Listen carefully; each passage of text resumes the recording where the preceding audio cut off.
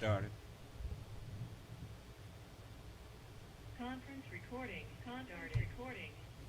When you have your staff taking the Fifth Amendment, taking the Fifth, so they're not prosecuted. When you have the man that set up the illegal server taking the Fifth, I think it's disgraceful. Fifth Amendment. The mob takes the Fifth. If you're innocent, why are you taking the Fifth Amendment? So, Mr. Trump, I take it you are not going to answer any questions about your preparation today with your counsel. Is that correct? I mean, should I say this, or should I respond to that? For all of the reasons provided in my answer, which is incorporated herein, in its entirety, I decline to answer the question. Same answer. Same answer. Same answer. Same answer. Same answer. Same answer. Same answer. Same answer. Anyone in my position not taking the Fifth Amendment would be a fool, an absolute fool. As our founding fathers recognized, democracy is fragile. The sacred obligation to defend this peaceful transfer of power has been honored by every American president, except one. On the morning of January 6th, President Donald Trump's intention was to remain president of the United States, despite the fact that he knew that he lost the election. His own campaign leadership, his White House staff, Justice Department officials repeatedly told President Trump that his claims of a stolen election were false. Despite this, President Trump convinced his supporters that fraud had stolen the election and to travel to Washington, D.C. for January 6th. He was aware that individuals in the crowd had weapons and directed them to march on the United States Capitol. While the violence was underway, he placed no call to any element of the United States government to instruct that the Capitol be defended. Millions of Americans put their trust in Donald Trump. It can be difficult to accept that President Trump abused your trust, that he deceived you. That is a fact. I wish it weren't true, but it is. Every American must consider this. Can a president who is willing to make the choices Donald Trump made during the violence of January 6th ever be trusted in any position of authority again?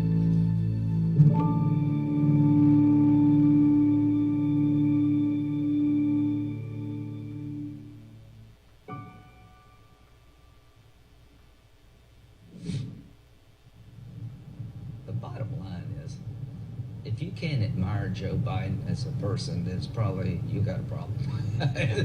And you need to do some self-evaluation. Because what's not to like? Here's what I can tell you. That life can change just like that. Don't take it for granted. Don't take relationships for granted. I called him after Bo died. And he basically said, well, Bo was my soul. We've talked for a long time. He came to my ceremony and said some of the most incredibly heartfelt things that anybody could ever say to me. And he's the nicest person I think I've ever met in politics. Is that right? He is as good a man as God ever created. We don't agree on much, but I think he's been dealt a really gut blow. I think he focuses on what he's got to do, not what he lost. His heart's been ripped out, but he's going to make sure that the other members of his family is well taken care of. He started talking about his grandkids. More worried about them than anything. We just talked about the future. Yeah. He started talking about the future of his family.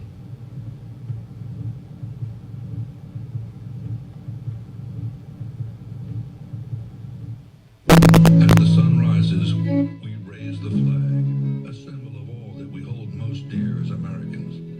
Courage, opportunity, democracy, freedom. The values and beliefs that built this country and still beat in our hearts. But they're under attack by an extreme movement that seeks to overturn elections, ban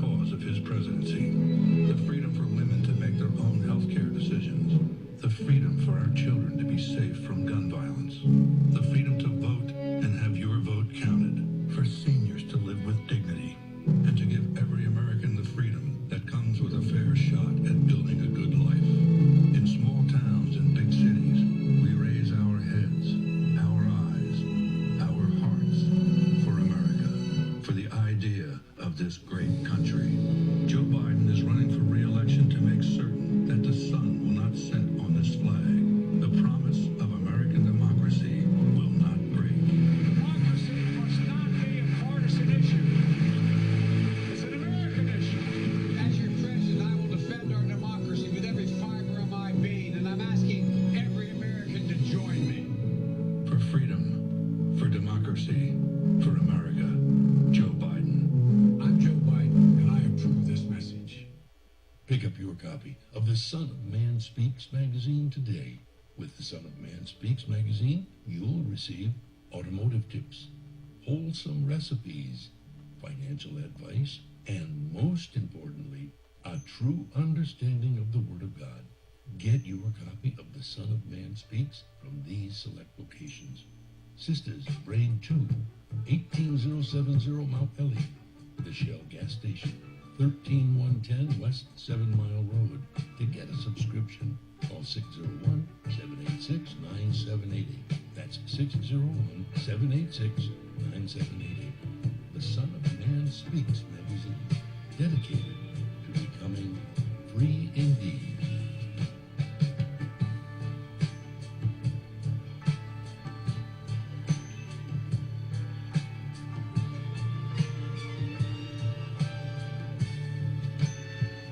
We would like to invite you to help support the efforts of the Unity and Rebuilding Fund. Visit the website at www.unityandrebuildingfund.com. That's www.unityandrebuildingfund.com. We often hear how we need to work together to rebuild the city, and we're actually doing it. You can make online donations and click on links to track the progress of the Unity and Rebuilding Fund.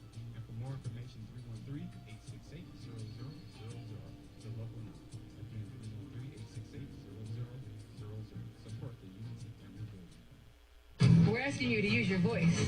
We're striking against Florida. No Florida, June 1st. June 1st, they striking. No work, no grocery shopping, no clothes buying, no gas getting, no nothing. Let's boycott Florida. Let's see their economy tank and beg us to come back. Paro laboral un día sin inmigrantes este 1 de junio en protesta a la ley anti-inmigrante que... I will no longer be buying any products that come from Florida. I stand with La Raza. And all you Mexicanos out there, shut down Florida. No Florida, June 1st. We're not shopping, we're not working. Don't buy products made out of Florida. Oh no. Not Florida. Sorry. June 1st, we are closing our businesses. We are basically giving America a day without a Latino. 1 de junio del 2023 vamos a hacer un paro laboral. Y si tú nos puedes apoyar con eso, hará la gran diferencia. We are boycotting Florida's oranges and all produce that is coming from Florida. No a los productos de Florida están diciendo, el boicot es real. I'm going to boycott everything that comes out of Florida State, from produce to fruit to whatever. Get the hell out of Florida. Don't go there. Boycott Florida. It's nuts. We're no longer going to Florida until that jackass is out of office. There it is, people. It's that time. Time to leave and say goodbye to Florida. I'm not getting a dime of my money. I'm not taking my family there. Not until this fascist bullshit ends. We will never go to Florida. And the people of Florida, you need to do better. You need to do better. Attention, brothers and sisters, viewers and listeners, now available. Your Son of Man Speaks magazine digital subscription. Your digital subscription to the Son of Man Speaks magazine will also include our monthly e-newsletter, both delivered to your inbox. If you have any questions regarding the digital magazine subscription or digital newsletter, you may send an email to ShabazPrinting@thenewnationofislam.com. That's ShabazPrinting@thenewnationofislam.com. Or call 1-601-786-9788. That's 1-601-786-9788. You can also subscribe online. Visit www.thenewnationofislam.com and click on the magazine tab to register for your online subscription. I just used your other one though today because it was, look, it did 2 drips and I was like, oh, I can use my umbrella. My homegirl was talking about it. I'm like, don't talk about it. With our umbrellas, our customers are turning a drab day into a fab day.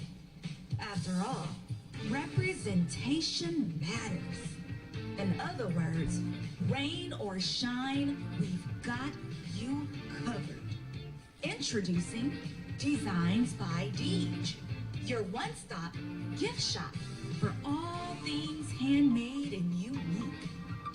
Our products range from our most popular umbrellas, blanket and pillow sets, handmade coasters, and other statement pieces that showcase the beauty of our melanin and natural hair in a beautiful and empowering way. You can find our brand at the Sister Shop locations in New Jersey and Atlanta, Georgia, or you can visit our website, www.designsbydeej.com. Again, that's www.designsbydeej.com.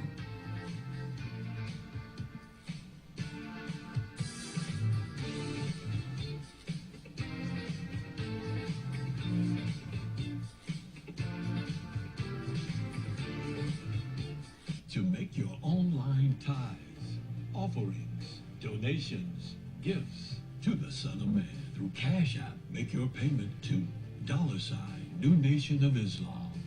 That's $New Nation of Islam. Or call 601-786-7056. 601-786-7056.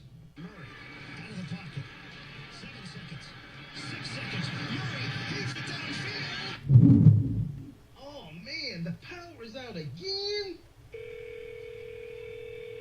You have reached Quality Construction and Engineering, your #1 emergency generator source.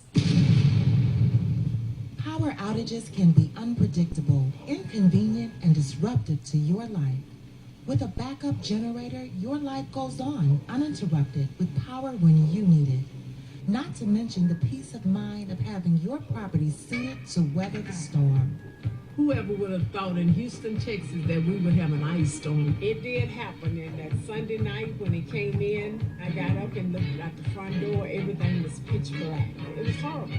Something out of a novel or a science book that you had never seen before. Once the lights went out, my generator popped on. It ran 55 hours. The only one had lights. Get your backup generator installed with Quality Construction.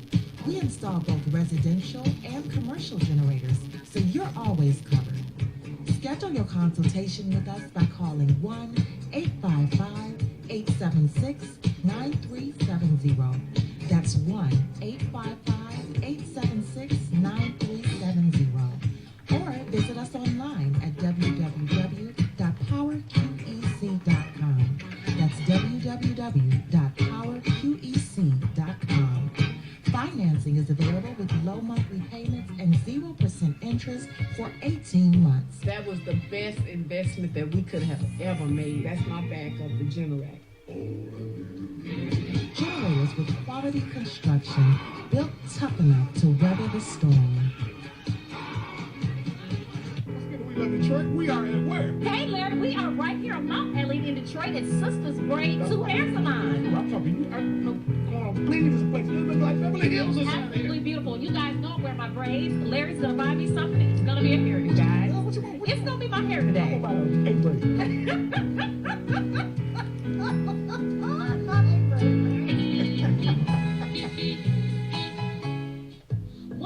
Welcome to this week's edition of We Love Detroit. I'm on Detroit's east side at Sisters Braid 2, a beautiful hair salon. I am here with the CEO, Miss Crystal. How are you today, Miss Crystal? I'm good. Thank you. I am so excited to be here. Everybody know I love my hair and I love my braids. Typically, you guys know, but you have to tell us, how did Sisters Braid 2 get started? We started Sisters Braid 2 in 2009 in order to bring back some experience and quality and great customer service to this craft that I love so much. Yes, wonderful. And it's so clean and professional. And I have such a warm feeling when I come in. It's beautiful in here. It's decorated so beautifully. What made you come and choose this spot? Right in the heart of Detroit, on Detroit East Side. What made you come? Well, we have this building and we just wanted to do something with it. It's a collective effort from the New Nation of Islam. And we came in, and they allowed me to decorate it and set up like I wanted to, and that's how we got started with that. Now listen, not only do you guys do braids, because that's what's in the title, but you don't only do braids, you do all hair care here, right? Yes. Let's talk about some of the other services you offer. Yep, so we offer all phases of braids, but we also offer natural styles like 2-strand twist, scalp twist, men's braids, children's braids, press and curls. The only thing we don't do is chemicals. Yeah. Perfect. And you know what? That's really important for all year round. And it's so huge now what's being about protective styles for our hair, not just for the winter months, but all year round. It is important to protect our hair the best we can, and you do all styles for that. So I love that. But let's talk about an important product that you have, a really well-known product. Let's talk about Okay, right. That's our Sister Shea oil. Yes, it's loaded with 10 to 12 great natural oils, aloe vera, shea butter, grapeseed oil, rosemary. So all those things that soothe the scalp while you're in braids, or even if you're not in braids, those things are going to hydrate those coils. I love it. And keep your hair healthy. And it's done really well, right? You've been on some really well-known shows, right? Yeah, we've been on Live in the D. We've been on Channel 7. We're featured in Small Business Saturdays. Fantastic. We had the Spirit of Detroit Award. She's on the Spirit of Detroit Yeah, and now she's on Detroit Award. We Love Detroit. Absolutely. Now she's come around. Yes. Absolutely. We just love it. Right here, Sisters Shea is the product. Sisters Braid 2 is the shop. When are you open, Crystal? We're open Tuesday through Saturday. We start as early as 8 a.m. We take our last appointment around 6. So appointments, because you want to make sure that you're being considerate of others' time. Yes. And because that's something that's very important Right. to us. In order to give that comfortable quality service, we feel like the only way to go is by appointment. That's right. As soon as you get in, you're getting in the chair, you're getting serviced. My favorite. I will definitely be coming down. That's the front braids. You guys must too. It's beautiful in here. Over a decade of experience. Wonderful customer service. It's so beautiful in here. I have to say again, right here on Detroit's east side on Mount Elliott. Sisters Braid too. Yes. You have to come down. They got to come down to see us, right, Chris? Yes, absolutely. Because we love Detroit. Yes. Can't say love Detroit. Yes. We love Detroit. One more time. We love Detroit. Hey, another show, Ginger. Larry, wasn't that so nice? It was fascinating. You know, it's amazing what people can do when they put their mind to. Absolutely, especially in this beauty industry. You guys have to make sure you come on down to Sisters Braid too. This is you. Yeah. In your own neighborhood. Larry didn't buy me a style today, but at least I got an appointment for next time. I gave you a smile. All the time. SOS Graphic Design provides agency-quality professional graphic design services from established companies to startups and individuals, creating a simple logo to complete rebranding and delivering visual communication with print media. Everything SOS Graphic Design does has a single unifying objective: to set your business apart.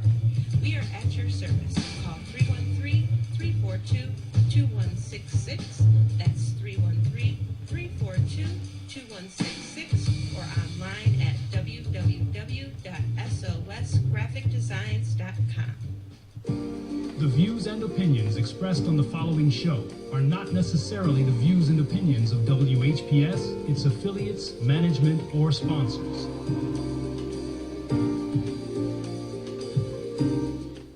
Brothers and sisters, are you tired of reading the Holy Scripture and not really understanding what you read? And if you're reasonably sure, have you ever tested that what you feel you know with someone that has a different view than your own? Then let's talk with one another. Then let's reason with one another on a Scriptural Discussion with the Son of Man every Wednesday at 9 p.m., Friday at 9 p.m., and Sunday at 12 noon. On WHPR TV Detroit Live, 88.1 FM WHPR, and Comcast Cable. Why don't you call and discuss the Holy Bible, and if you have one, the Holy Quran, and come to an agreement about the Holy Scriptures and their true meaning? You can call in live on the air at area code 313-868-4336, 313-868-0342, or 313-868-0351. That's 313-868-4336, 313-868-0342, or 313-868-0351. And now, let's go live with a scriptural discussion with the Son of Man.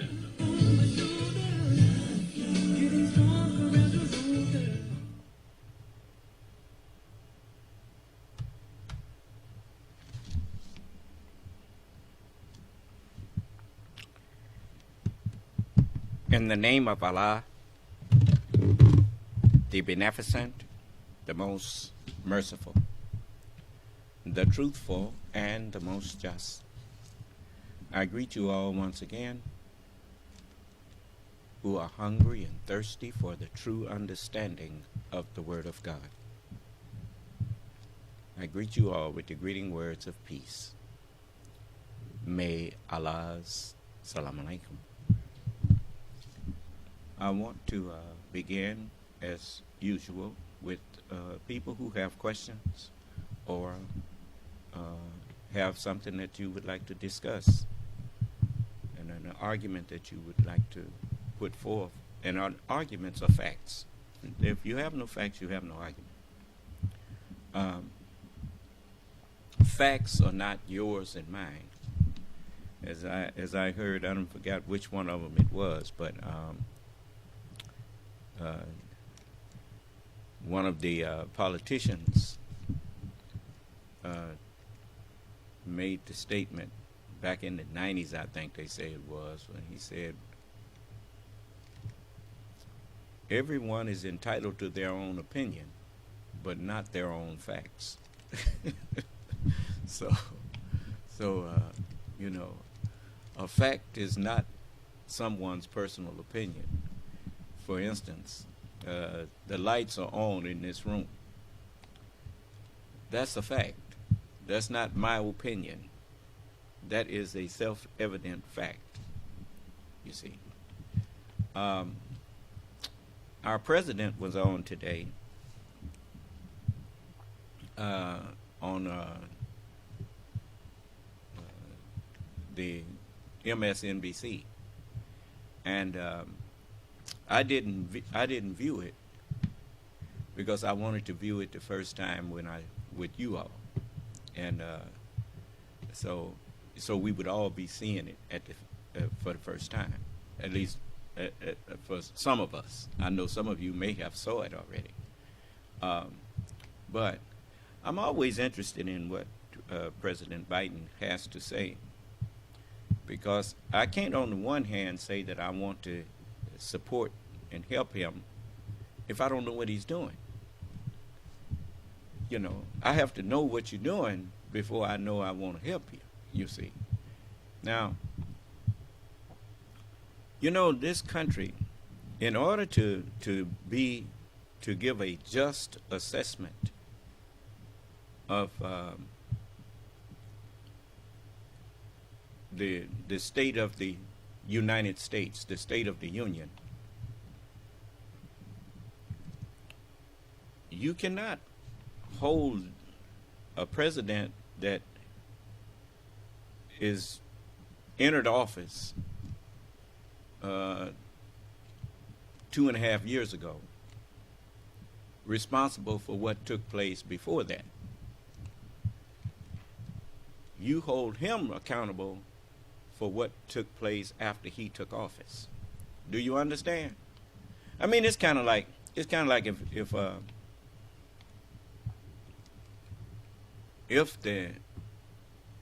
you move into a house as is, and that's what politicians do. If he move into the House of Representatives or in the Senate, once he's elected for that office and gets into the Senate or into the House of Representatives, it is what it is. Do you understand what I'm saying? Now, if you are a person who believes that one person cannot make a difference, you never should have ran for office. Because now, you know, when you look at the facts, that for instance, that coronavirus, COVID-19 virus. That was just one virus. And it wreaked havoc all over the earth. Just one virus. Got busy and began multiplying. Huh? Well, okay, one can make a difference. Matter of fact, one is the only number that can really make a difference. Every other number depends on one to be what it is. Do you understand? So one is very important. But I remember when the election was taking place, COVID-19 was just destroying people. And the medical people were being threatened for even telling people to wear masks because of one man that was in the most powerful position that this government holds, which is the President of the United States. One man was up there. He sent people out and told them to go out like warriors against an unseen enemy, and sent them out there and without masks. He wouldn't even put a mask on to be an example for the people, because somehow he thought that that was by that pandemic being out there, it would make him look bad because it was a pandemic. So he took a long time before he'd even acknowledge it, instead of doing what a president's supposed to do. And now we understand that, I mean, when they fired that captain on that aircraft carrier for going into port and getting his men off of that, getting them men off of that aircraft carrier, because it was over 100 and some of them had COVID. And he did the right thing by pulling them over. They fired him because he didn't get their permission. It don't make no difference with, do you know what the term captain means? If you didn't trust his judgment, you shouldn't have made him a captain of that boat. On that boat, he has the final word. And he did what he was supposed to do, which was put his men out of danger, out of harm's way, from an unseen enemy. Huh? I think they had to hire him back later, to save face. But this all happened not on President Biden's watch, but on former, and I use the word loosely, on former President Trump's watch. All this stuff happened. I saw people lined up in cars, new cars, having to get a handout of food put in their trunk because one man made a difference. In the richest nation on earth, people were standing in food lines.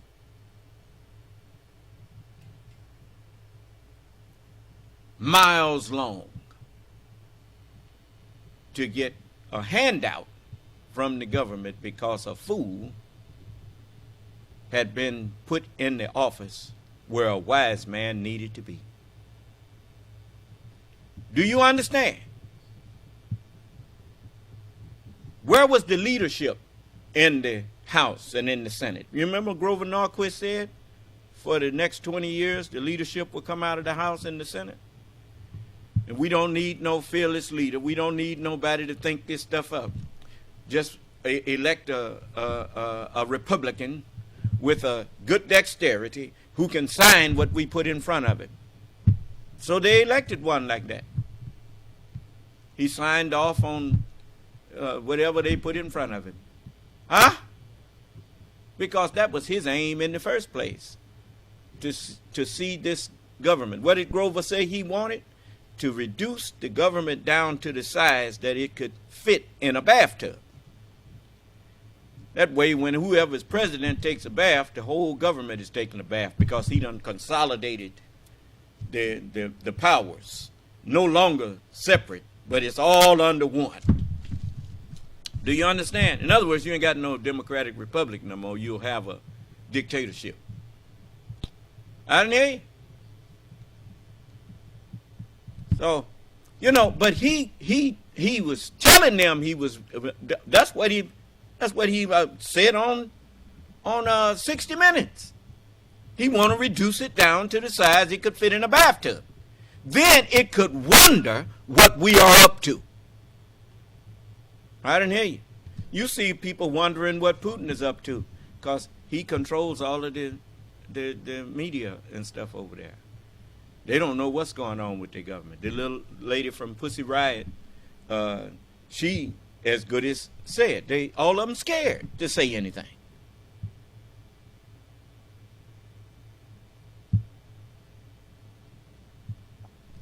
The only dictator that you don't have to be scared to talk to and to express your disagreement or opinion to is God and God's representative.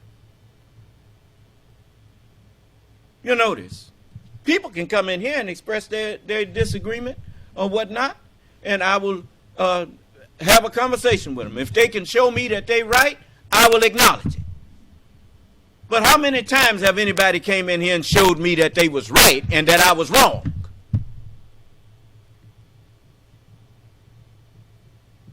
It's not because I know everything. It's because I got better sense than to be speaking things that I don't know what I'm talking about. I don't speak things that I don't understand. This world is full of people who are always saying something that they don't understand. A man come in here last night talking about this flag on the front of my podium here. He did the right thing at first when he asked me, what is it? Then he decided he's going to explain it to me and how it's wrong. And so I didn't even bother to address it, because every time I went to address it, he cut me off. So I just left him alone. He who knows not and thinks he knows, and knows not that he knows not, is a fool. Shun him. I haven't forgot what my fathers told me. My fathers are those who were both natural and spiritual. There were wise natural fathers. How you think the Constitution came into existence? Through natural-minded fathers. And I paid attention to them.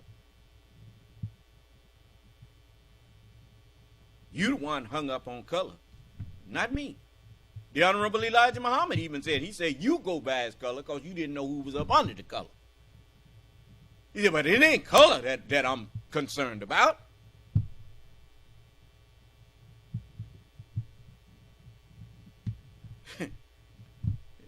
If God gave way to them to rule, then honor them, because you honoring a ruler.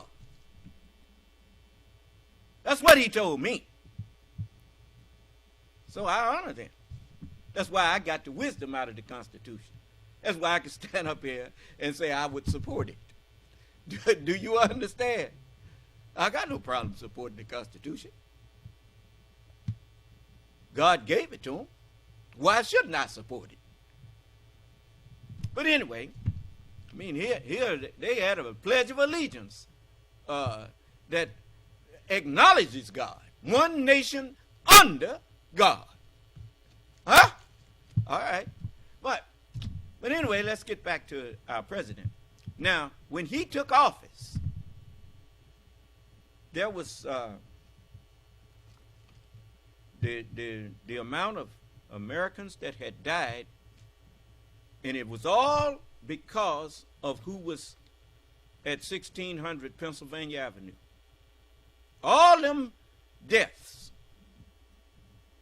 could be laid right there at the foot of Donald Trump, because he stood in the way.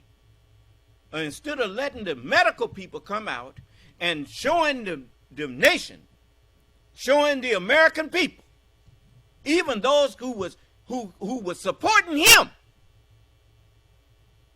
he was killing them by his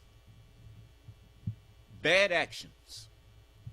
If he had just came out and said, Dr. Fauci and the CDC got this, and they will be giving you reports on how the country should be conducting itself during this pandemic.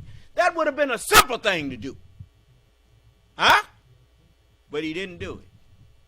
After a while, he come out there telling people they ought to put some, use Lysol? I mean, just crazy stuff.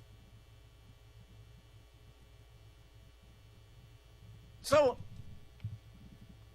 over 1 million American citizens died. They said 1.2 million. I'm pretty sure it was far more than that. By the time it was over with, over 1 million American citizens died needlessly because of a foolish man that had delusions of grandeur, sitting up in the White House, listening to everybody but scientists. Pseudoscientists is what he chose to listen to. People who were snake oil salesmen. When just history teaches you that all of the pandemics that I've heard of, they got out of them with vaccines. Just like polio. Polio was that was a scourge on this country. And the Salk vaccine paved the way out of that scourge. The man was willing to let all of even your military. He even tried to encourage people to in the military to not take the vaccine. Why? He wanted to weaken you to the point where you could be without a healthy military, you don't have no defense.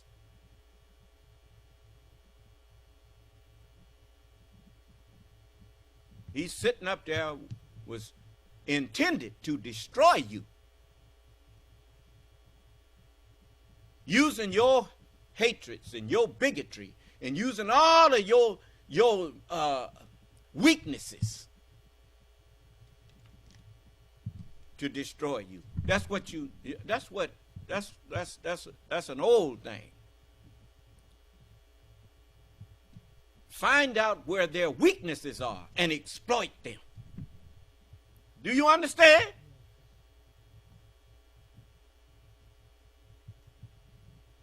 The poorly educated is where America is weakest. There's lots of poorly educated people in the country. What did he say? I love the poorly educated. Is that what he said? Yeah, that's what he said. Why you think I stand up here now teaching you every day?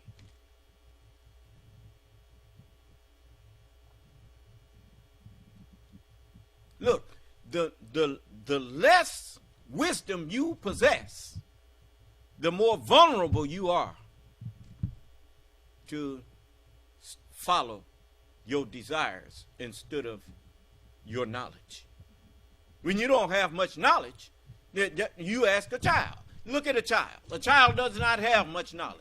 How many times have you saw your child do something that you knew was just stupid and didn't have no business doing? You ask, why'd you do that? I don't know. Them boys that went up there and attacked the Capitol, when you saw some of them come in front of the Justice Department, they were there. I thought I was supporting the president. I thought. Didn't know nothing.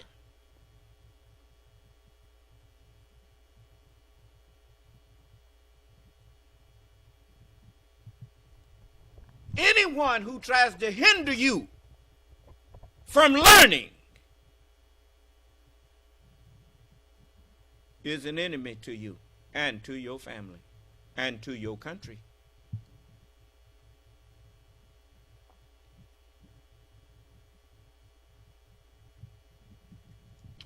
So, as I looked at the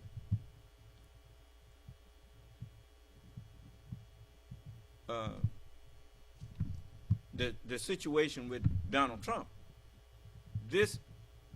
when President Biden won the election, you saw all them boxes that Donald Trump had at Mar-a-Lago, those boxes of classified information at Mar-a-Lago in the bathroom. Now he found out he got some at Bedminster and all that. What was he doing with all of them boxes? And how long had he had them over there?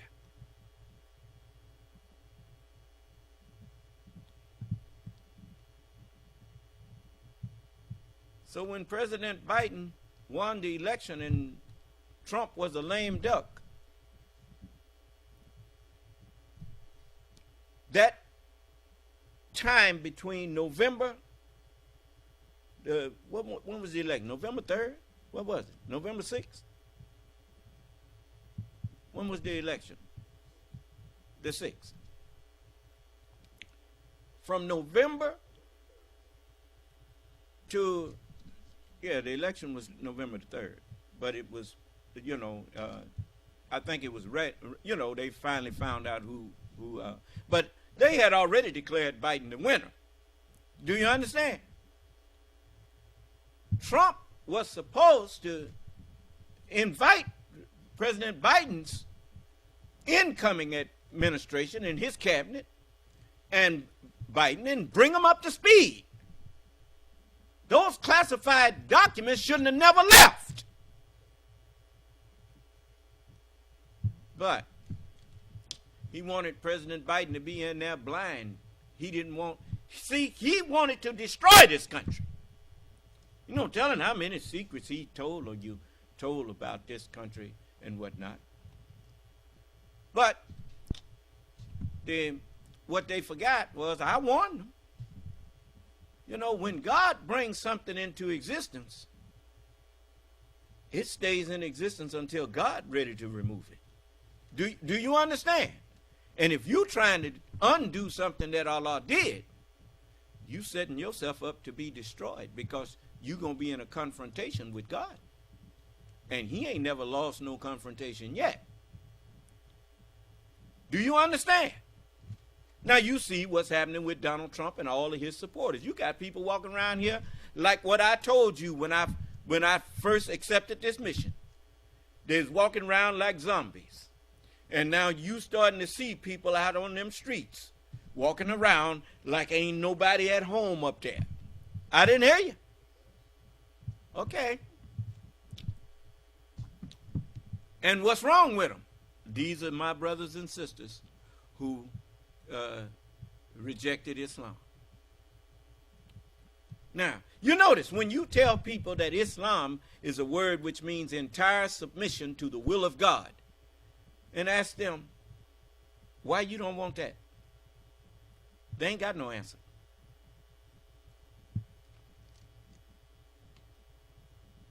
They just look at you What are you going to say? Well, that's wrong?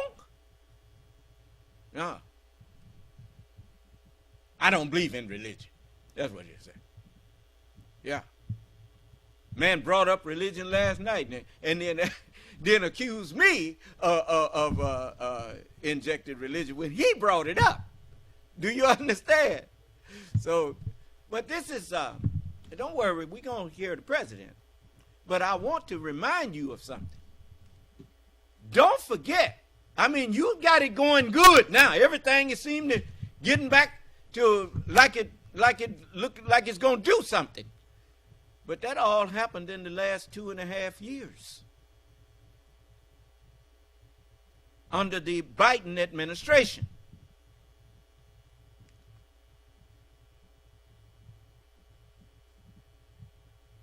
But he inherited a total mess. And what did he say? He promised that he was going to stay laser focused on COVID. Huh? Did he do that? Yes, he did that. And now COVID is in the rearview mirror for some people. He couldn't put it in the rearview mirror for all of them because some of them just too stupid to go on and get the vaccine. And Dr. Fauci warned them. You talking about you through with COVID. He said, but COVID ain't through with you.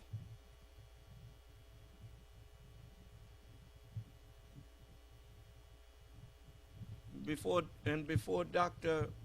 Fuller passed away, I didn't know, she had said she had been sick with some problems. But she acknowledged that virus was something. That virus is deadly. And that you just can't walk around in a pandemic and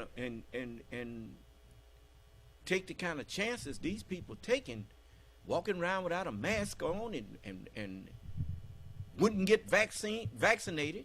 You make yourself a petri dish for that virus. That's why it keeps mutating, because it finds willing hosts. Now they done found out that it gets in your brain, and your brain starts shrinking, and all kind of stuff going on with people. You can thank Donald Trump for that.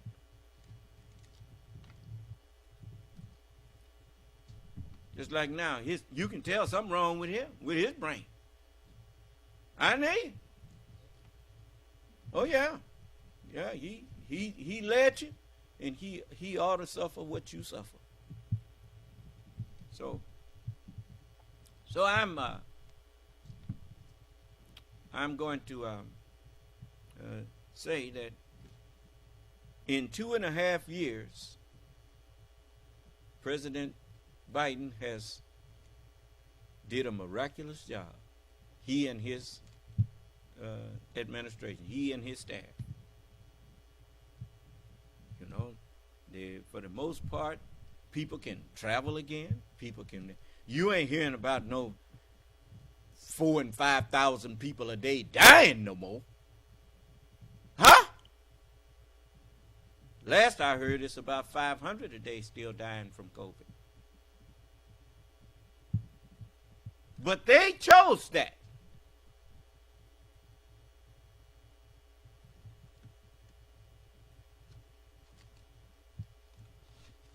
Then after they get it, then want to talk about getting vaccinated. Well, it's too late. You heard those saying, too little, too late?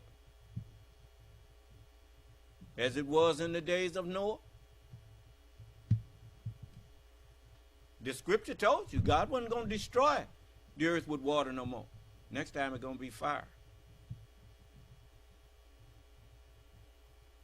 What you think a pandemic is? It's a fire that rages through humans and animals. Except those days should be shortened, there would no flesh be saved. You saw COVID jump from people to animals. I didn't hear you. Okay. Sound like fire to me. Anyway, I want to say that I got a question for you. I want y'all to participate in this. Give me some of the things that you expect if a man wants you or woman, if they want you to put their trust in them. What is some of the things that you expect from them? And y'all on the phones, I want to see how you think about these things. I mean, because when people tell you to trust in them, what are they also telling you?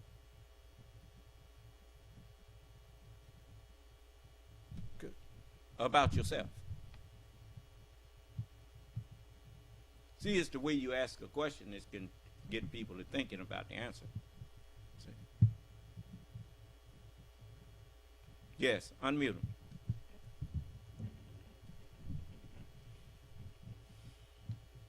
You unmuted, caller.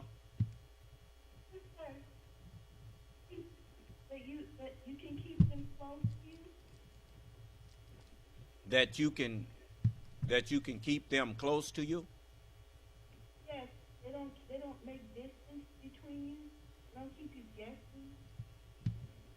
Okay. Someone else? Anyone else? Y'all can participate too, brother. It's no problem. Someone else? They're saying that you know them and you know what they've done, so you can trust them by what they've done. Okay. Remember the question now. What is the things that you would expect from someone if they want you to trust them?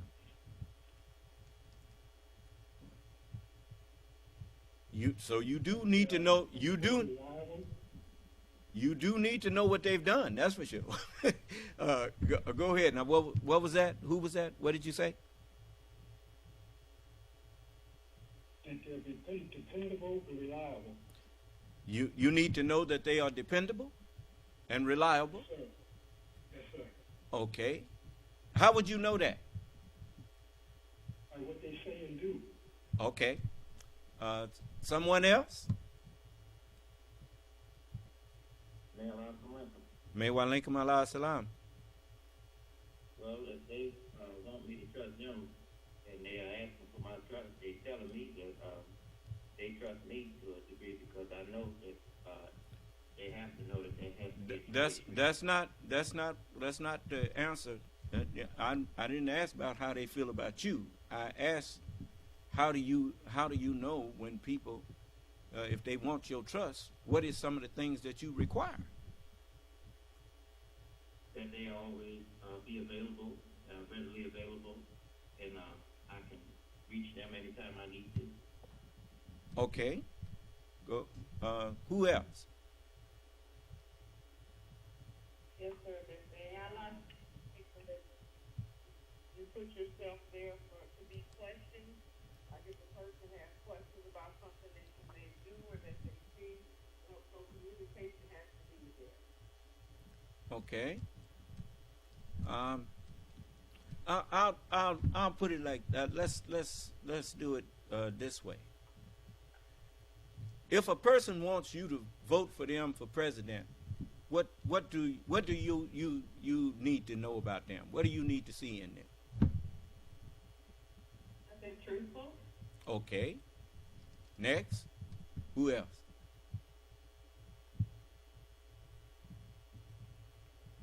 You can see their qualifications. What you mean? See their quality? That's what I'm asking you. What are the qualifications that you would be looking for? You need to see actions that show that they care Wait a minute. That was a brother that said that, and I want to know what do you mean? I mean, that's what I'm asking you. What are the qualifications that you think they should have in order to get your vote? That they're knowledgeable about the office or what they're about to do. Okay. Next. There was a sister there? Excuse me. That they've already been. Just go one. Just one at a time now. Don't the same person keep coming back. Just one let everybody give their opinion. Yes.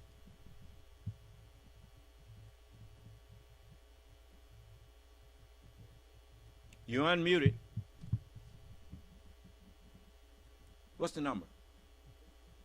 1812? Okay. That they have experience. That they have experience in what?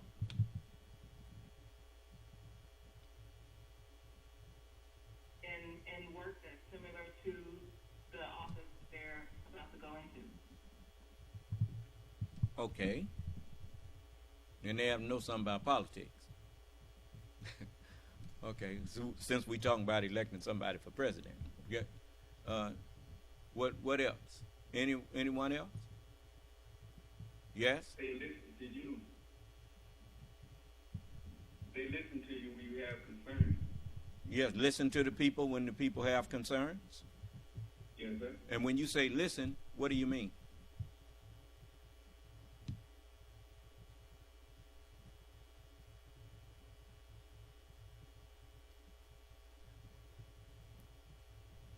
When you say listen, what do you mean? Huh? Don't cut them off until you're sure that I'm through talking to them. You know. Okay, who else? To care and love about people. To care and love people. Yes, if they're president, they definitely need to care and love people. If you're going to be over them, you need to have some degree of love for them. Yes? What is it, son? Sahad Nasel says, what is their history and what's their track record? You need to know something about the history of them and what they have done in the past. That's very important. Yes.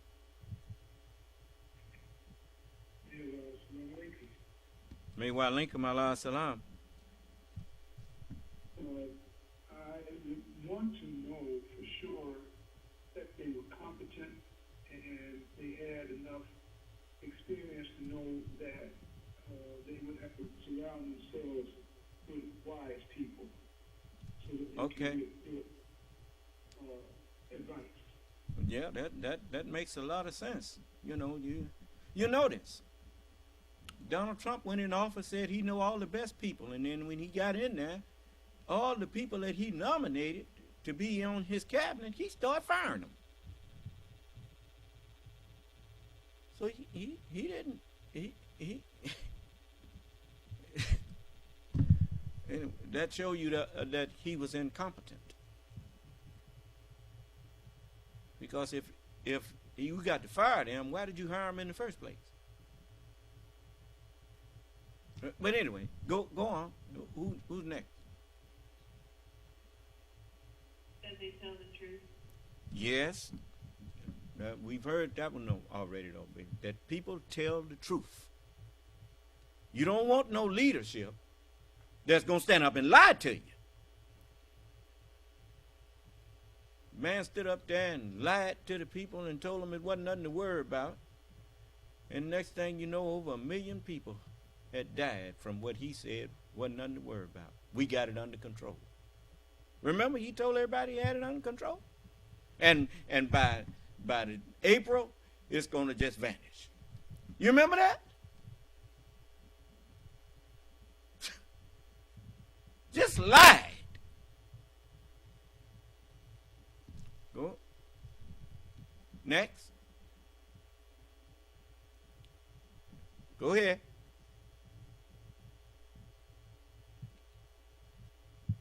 You're unmuted, caller. Okay, go to the next one. You're unmuted, caller. May Allah, assalamu alaikum. May wa alaikum ala salam. I would look for honesty. Okay, we got that one already, remember? Somebody, truthfulness. Yes, honesty. Dependability. Yes, ma'am. Well, a person that's honest will be dependable. Person that's dishonest, you know, when you got a person that would lie, we had an old saying: if you lie, you'll steal. If you steal, you'll kill. You know, I mean, it's just, you know, you don't ever want a liar for a leader. You see. Go ahead, son. Yes, sir.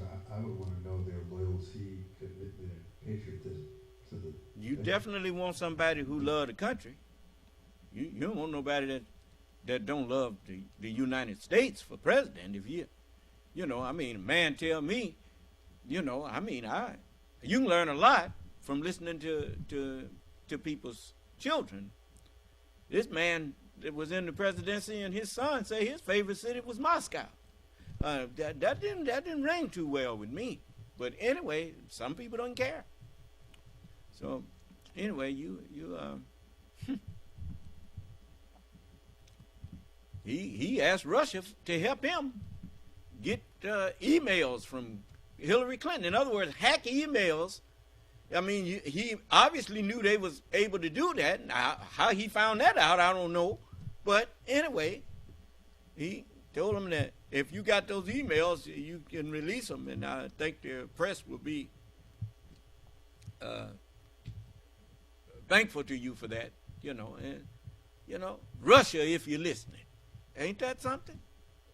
Man running for president of the United States asking Russia to help him. Wow, that's rich. So, but you notice, you know, I looked into it. And if you're not at least 35 years old, you can't be president. You got to be at least 35 years old. But I noticed none of you brought up age.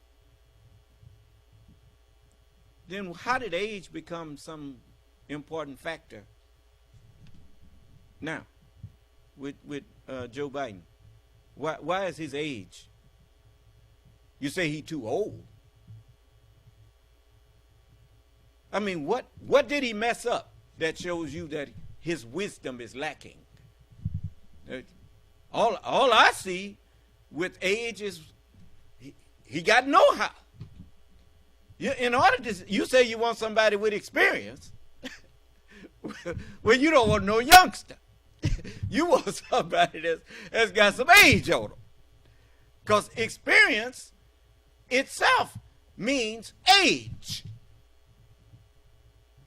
Old men for counsel. Young men for war. Huh? You notice, you hardly ever see two old men out in the public fist fighting. Old men, they know a better way to settle an argument than with your fist. Do you understand? So, you know, as I was listening to some of these people, if the only problem they got with Joe Biden is that he's aged, the man ain't. But let me see. See, I'm 72. I'll be 73 in November, and Joe Biden is what? How old is he now?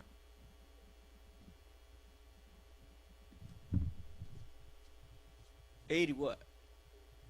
He's 80? Okay. Joe Biden is 80. Joe Biden ain't but 7 years older than me. So I mean, really, I mean, is that all you got to throw at him? Is that he's his age? Now you talk about straining at a neck. I mean, Donald Trump ain't but, what, 4 years younger than him? Is it? Well, 3. What is Donald Trump, 77? Donald Trump is just 3 years younger than Joe Biden. That ain't nothing. So how is age got anything to do with it? This is what people do when they can't justify their position. He too old. No. How is he too old? Right? That's like saying a man is too wise. Yeah, too wise for you to make a fool out of him. Do you understand? You notice how he stood up at the State of the Union and they tried to, he backed him into a corner. Huh? Before they knew it, they was agreeing with him. Because he backed them into one of them engineered denials. You understand? No, we're not trying to do it. Oh, you're not trying to do it. But anyway, the man is just too wise for him. And so I admire that. That's why people don't like to come talk to me. It's because I can use what they say against them. They don't want to talk to the Justice Department. Donald Trump and all of them, they don't want to talk to the Justice Department. Any lawyer that let Donald Trump go before the Justice Department, they say, is committing malpractice. Ain't that something? Oh, let me help you with something else, too. Why is it that when people take the Fifth Amendment, it can't be used against them in a court of law, in a criminal matter?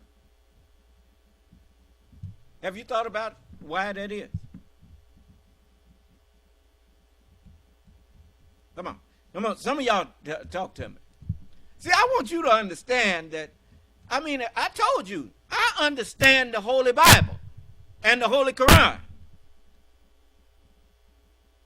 You honestly think that I can't understand what you had to say?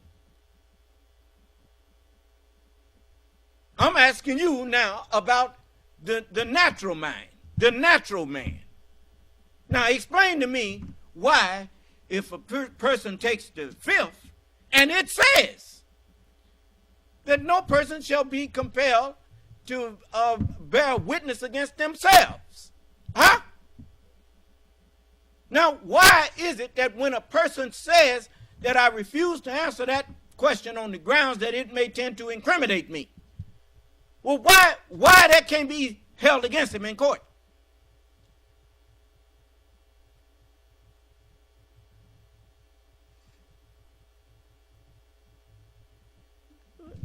Oh. Now, you get a chance to teach me something, and now you silent.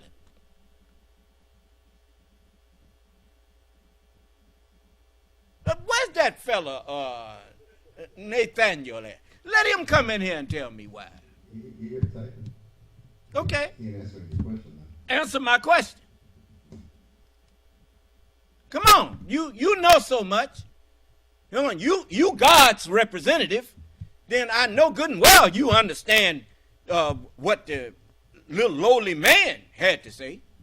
So why is it that the Fifth Amendment, when a person goes into court and takes the Fifth Amendment, it can't be used against them? The jury can't take that and say, well, they guilty. Why is that?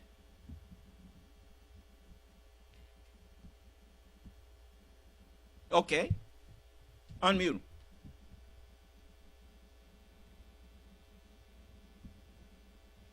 What's the number?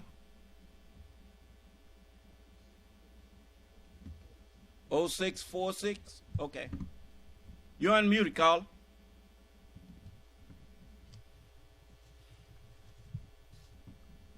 Oh, I'm sorry. I had my phone muted.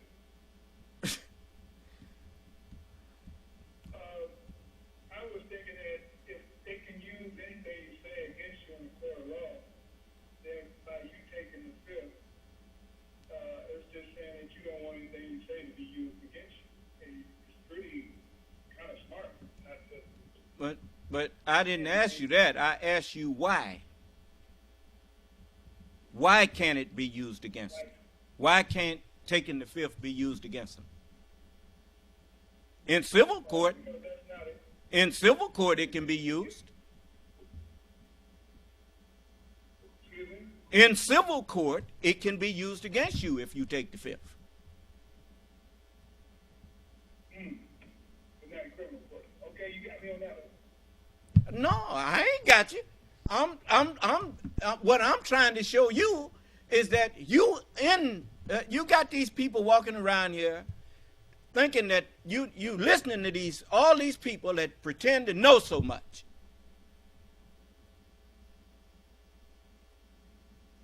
But they don't really understand the things that they're making judgments about.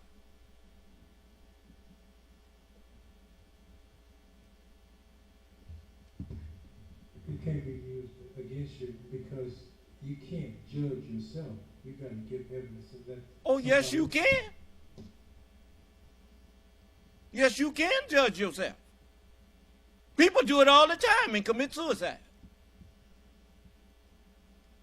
A person commits suicide, have judged themselves worthy of death. And they judge, jury, and execution. Yes. May wa alaikum ala salam. Well, if you commit the jury used it against the people, you would be defeating the purpose of the Fifth Amendment. Well, that's what I'm asking. Why is that Fifth Amendment there, and why can it be used against you if you take the fifth in a criminal matter, but it can be used against you in a civil matter? Well, because the Fifth Amendment was meant to be used for criminal cases. But why? Why can't the Fifth Amendment? I know it was used for criminal cases, but why is it that the jury can't take your saying that I refuse to answer on the grounds that it may tend to incriminate me? Why that can't be used against a person in court if they take the fifth? I know it says it can't be used against them, but why? Why not? I think that the person, because it gives an indication of guilt, and they don't want the jury to have that if that's not part of the evidence. Well, first of all, to say that, yes, it denotes guilt. But why can't it be used and denote guilt? Because the first thing for the person is because they used to beat confessions out of people. No, you getting away from the question. Yes, sir. Remember now, I asked, what I'm asking you is, in law, why is it that if a person takes the Fifth Amendment, the jury will always be said, people taking the Fifth Amendment ain't got, you can't use that against them in a criminal matter. You see? I always thought it was because it was not evidence, Well, it is a type of evidence. It is a type of evidence if somebody say, I'm not going to answer that because it will make me look guilty.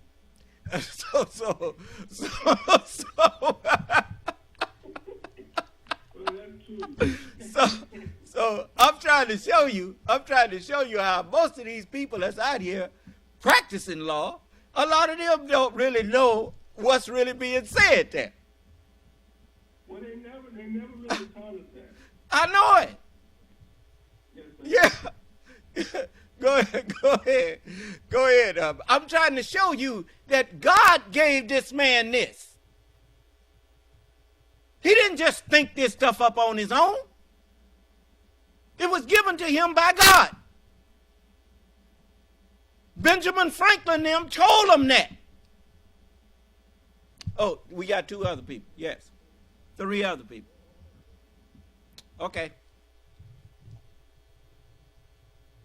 What's their number? 1813? Oh, I know who that is. Okay. What is it, little one? Because it takes the presumption of innocence away. Because it does what? Take the presumption of innocence away. Well, that's half true. That's half true. But that's not the answer. What else? Because in the first place, if they plead in the fifth, then they're already saying that they, could be guilty. But I'm going to, just a moment, since he did crack the door, now we can answer it.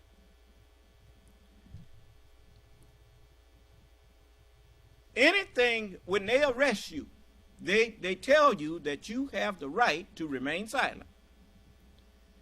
And if you give up that right, anything you say can and will be used against you in a court of law. Now, the scales of justice, when you enter into the courtroom, the scales of justice is tilted in your favor as being innocent. And since people are accusing you, the burden of proving your guilt is on them. It's not on you to prove you're innocent. So you don't have to say nothing. That's what the Fifth Amendment is saying. You don't have nothing you have to say. They have to, if they're accusing you of something, just like they accused the elections of being fraudulent in about 6 states or 7 states. And when they got in court, the judge asked them for the proof. They didn't have any. Likewise, when you go into a criminal matter that can take away your freedoms, and put you behind bars, it's not up to you to have to prove that you are innocent, because the court presumes you to be innocent already. Until those who are accusing you have proved beyond a reasonable doubt that you are guilty. So they must put evidence on the scale to tilt them scales out of your favor of innocence into the territory of guilt. And that's why the scales of justice, when the lady holding them up, they are not balanced. That is the presumption of innocence. And that's always the way people come to court. They are presumed innocent. So they have nothing to prove. They wouldn't be in there if somebody hadn't accused them. Once they are charged with a crime, then it's up to the charger to prove the charges. Do you understand? And so that's why, the Fifth Amendment, it sounds like it's saying one thing, but it's not. It's just backing up the presumption of innocence. Do you understand? What is innocence? Most people think innocence means not guilty. That's not. You thinking in black and white. You ought to be thinking in color. Innocent also means having no knowledge of. If a person is accused of a crime that they did not commit, then they wouldn't even have knowledge of that crime. Do you understand? It don't mean that they ain't never did nothing wrong. It don't mean that they ain't guilty of something. But they are not knowledgeable of what they are being charged with. Do you understand? And if he's not knowledgeable of what he's being charged with, if he's not knowledgeable of that crime, and if he didn't commit it, he wouldn't have no knowledge of it. Then anything I say concerning that would be used against me because I don't know nothing about that. Do you understand? For me to even know something about that would suggest that I'm guilty. But I don't know nothing about what you charge me with there. Do you understand? So I ain't got nothing to say. So the presumption of innocence, that's what the Fifth Amendment is for. That every person that comes into a criminal court is presumed innocent by the court. They're not presumed innocent by the law enforcement people. They arrested you because they assume you guilty. But in court, they got the burden to prove that you was guilty. You don't have the burden to prove your innocence. Do you understand? Oh, there you go. Okay. So we have a lot that we can unpack here for you. And, this man, he don't tell you everything, because if he tell you everything, you be equal to him. He couldn't rule you. So he ain't gonna clue you in on everything that he understands. That's how he winds up ruling, is because he knows what you know not. He understands what you don't understand. And that's what the maker of them said when he was questioned about making them and giving them his mind. And he was asked, when he said, I'm going to place a ruler in the earth. I'm going to place a mind that will rule in an earthen vessel. And they said, will you place in it such as will make mischief in it and shed blood? And he said, surely I know what you know not. And they didn't say nothing else. Meaning, yeah, you know I'm finna place a devil in the earth, but you don't know why. But I know why. Do you understand? And so you just sit over there and just watch, and it'll be explained to you later. Do you understand? Why you think all of the newborns, and I call them newborns, brown, yellow, and white people, they're all newborns of ours, you see? And why you think all of them got armies and navies and means of fighting each other? Because they was made to go forth and do that. But there was one that was made an absolute devil, a deviser of illusion. We see that in the movie industry, that you ain't never seen nobody able to make the illusions that this man is able to make here in Hollywood. Special effects, man, he can put it out there. Now, I saw Superman fly, and it's right there on TV. And a man turned into a hook. I mean, this man he got some illusions to show you. And but that's his gift. Allah gave him that. You understand? And so you know him by his works. You see? So he's the arch deceiver. Now the arch deceiver means he's the top deceiver. That don't mean he's the only one, but he's the top one. You see? And so this is what, that's why the Chinese and some of the Oriental people, when they talk about, you saw a future past? And they were sitting down having a drink and said it's not, and the man told him, you got that meeting tomorrow and you don't want to take too much alcohol in. He said, it's not every day you defeat the American devils. Do you understand? And then another place, the foreign devils. Well, who is the native devils? so, you know, it's one thing to call somebody a foreign devil, where you acknowledging that there are some other devils around too, you understand?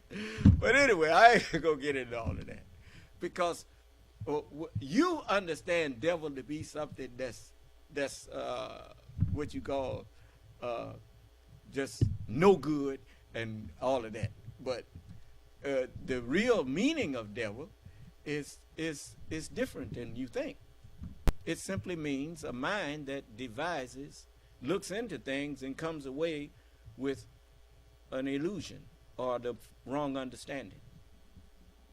You see, and that's what they have all got. That's why they got governments all over the earth now, and ain't none of them got no peace, because they look into governing and they come away with what governing really is. They come away with the wrong understanding, and then they go and set themselves up as dictators and all of this kind of thing. And if it had not been for Allah making an example of what justice would dictate, or what justice would look like, that's what America is. That's what the United States is. It's a government of, for, and by its people. Do you understand?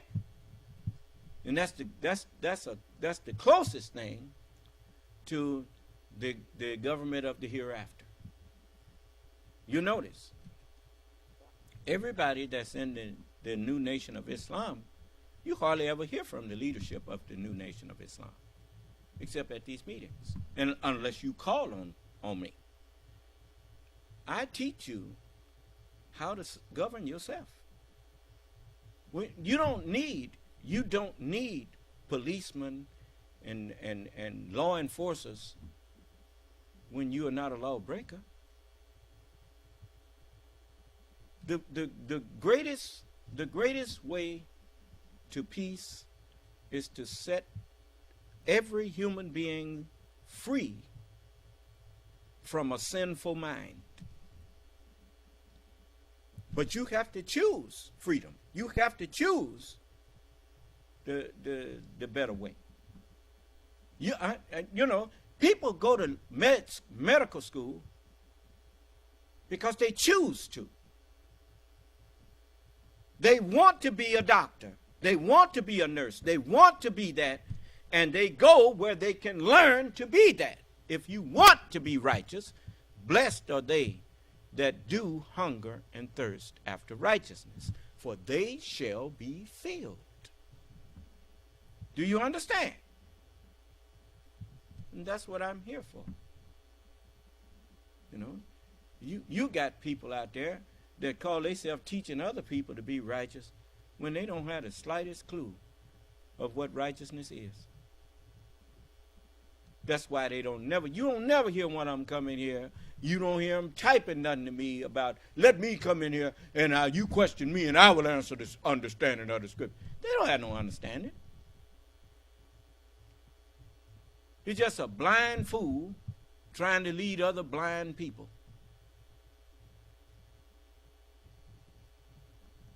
You see? So like I said, you know, when I asked that question, I pretty much knew that you all wasn't going to be able to give me the answer that I got. But I'm trying to show you that we are not here just spouting off something. I mean, the answer to the question was right there in the Constitution itself. When the way the law is written. There's a person that's charged in a court of law, they are presumed to be innocent. The burden of proof is not on them to prove their innocence. It's on those who are accusing them. Now, if I don't know nothing about the crime you're accusing me of, then how would I look like trying to speak to you on it? I refuse to answer anything you got to say ask me about that, because I don't know nothing about it. Speak what you know. If you don't know nothing, you can't speak nothing. And I got a right to not speak anything. know. How do you plead? Not guilty. Now, I plead innocent. Now, don't ask me nothing else. Do you understand? And then you come in there and show me the evidence that you got against me. You see? You notice when I ask people to come and show me the evidence they got against me, what evil have I done to you? I haven't done nothing to you. The only thing my followers could accuse me of and be right is of loving them while they didn't care nothing about me. That's all. I ain't did nothing to harm none of them.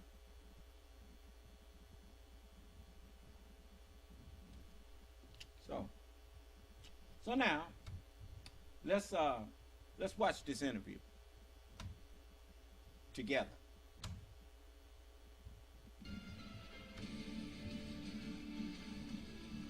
Hi there, everyone. It's 4 o'clock in New York. The President of the United States is here at the table, really. There's a lot to get to. Today's headlines read like the lyrics from Billy Joel's We Didn't Start the Fire. A brand new Supreme Court decision ends 45 years of affirmative action in college admissions. A mutiny in Moscow. A year of living dangerously for American women post-Roe. And a hot off-the-presses economic stump speech that debuted yesterday in Chicago. And all of that just since Saturday. Without further ado, the 46th President of the United States, Joe Biden, thank you for being here. Thank you for having me. This is very exciting for us. Exciting for me. You said today, and I know that you have a lot of power, but I can't imagine you manufactured the breaking news about the court. You said this court is not normal. What did you mean? What I meant with that is it's done more to unravel basic rights and basic decisions than any court in recent history.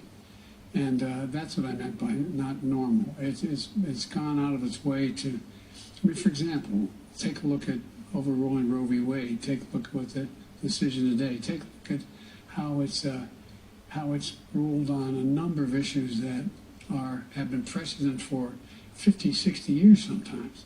And that's what I meant by not normal. Can I read you some of your appointees' Yes. dissent? Because I think it'll be in the history books along with this decision. Justice Ketanji Brown Jackson said in part, quote, with let them eat cake obliviousness today, the majority pulls the ripcord and announces color blindness for all by legal fiat. But deeming race irrelevant in law does not make it so in life. It's so simple.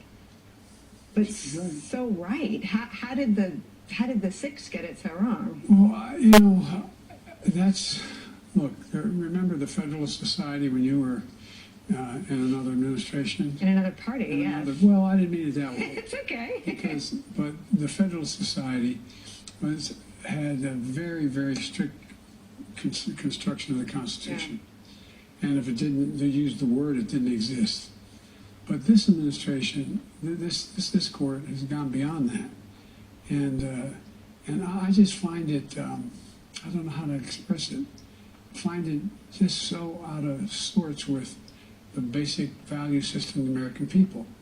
And I think that across the board, the vast majority of the American people don't agree with a lot of the decisions this court is making.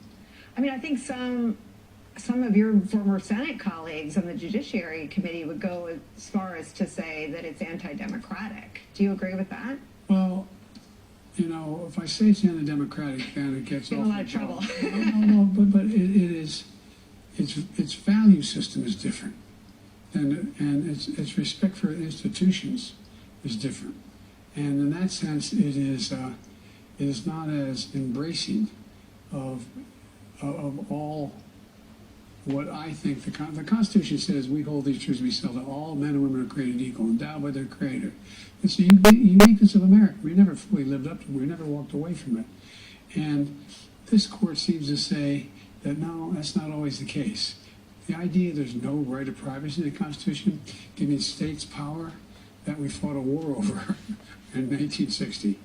I just think it's This is not your father's Republican Party. Well, and to that point, Roe and Casey are decided with justices appointed by Democrats and Republicans, Yes. and these opinions that land outside the range of public opinion in our country are super conservative majority decisions. They're 6-3 on Dobbs. They're 6-3 on affirmative action. Does it require, I mean, does your love and reverence for our institutions make you do a hard thing and look at shaking up the institutions? Will you look at court reform again? Well, I did look at, here's two things. Before I got elected, while I put together a group of constitutional scholars to try to expand the court, which I think is a mistake after all the judgment was that doesn't make sense, because it can become so politicized in the future. But so what I've done is in my appointments, I've appointed 136 judges and found ourselves in a situation where I picked people who are from various backgrounds. We've appointed more women to the appellate courts, black women to the appellate courts than every other president in American history. Not just Ketanji Brown, but more than any across the board. We've also I wanted to make sure that we had on the court, and Republicans have been appointed to the court by us as well. On the court, want to have public defenders, people who've been on the other side of the equation, so that everyone is represented. There's a point of view to be able to be made, but I have no hard test to say you must have this view. I never ask a nominee what's their position on A, B, C, or D. No litmus test. No litmus test. Do you worry that without court reform, this conservative majority is too young and too conservative, that they might do too much harm? Well, I think they may do too much harm, but I think if we start the process of trying to expand the court, we're going to politicize it maybe forever in a way that is not healthy. That you can't get back. That you can't get back. And I think maybe it's just the optimist in me. I think that some of the court are beginning to realize their legitimacy is being questioned in ways that hadn't been questioned in the past. And I think there's a concern on maybe even the Chief Justice, that maybe we've been... Well, in the independent legislature's decision, it looks like maybe Roberts had that in mind. I don't know. I don't either. But you could, the optimist could hope so, right? Hope so. Let me ask you about an institution that we spend a lot of time covering here, and that's the Justice Department. The Washington Post recently reported that it took the Justice Department seeing Cassidy Hutchinson's public testimony, which was a year ago yesterday, to really focus on Trump and his innermost circle's role in the January 6th coup plot. You've awarded medals to Harry Dunn and Officer Fanone and the others. Do they deserve to know why it took the Justice Department a year to open an investigation into the person that incited the insurrection? Look, I made a commitment that I would not in any way interfere with the Justice Department, who they prosecuted, if they prosecuted, how they proceeded. I've not spoken once, not one single time with the Attorney General on any specific case, not once. I need to inject this. We found out that the Justice Department was investigating a year later. That don't mean that's when they started investigating. And they need to stop acting like just because you just found it out that it just started happening. How many times have people come in here and start talking to me like I just started this? And I had to tell them, man, I've been teaching this since 1975. Just because you just now find out about me don't mean I just got here. Do you understand? And likewise, if the FBI and the Justice Department, which the FBI is a part of, if you knew every time they opened up an investigation, they're not very good at their job.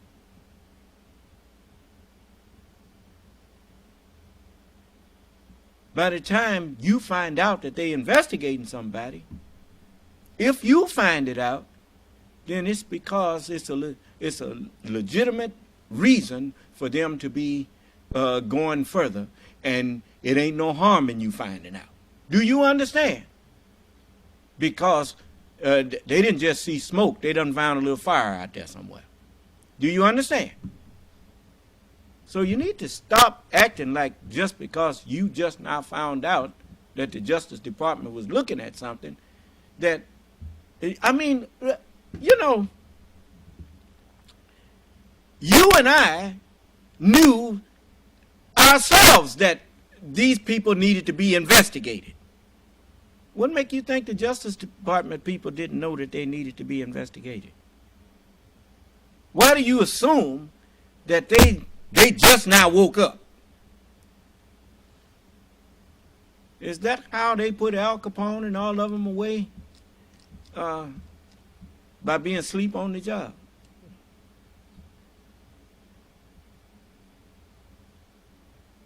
You need to give those young men and women of the Justice Department more credit than you giving them, and stop jumping on the Trump train and trying to suggest that those people are incompetent. If they were so incompetent, you wouldn't have no country right now.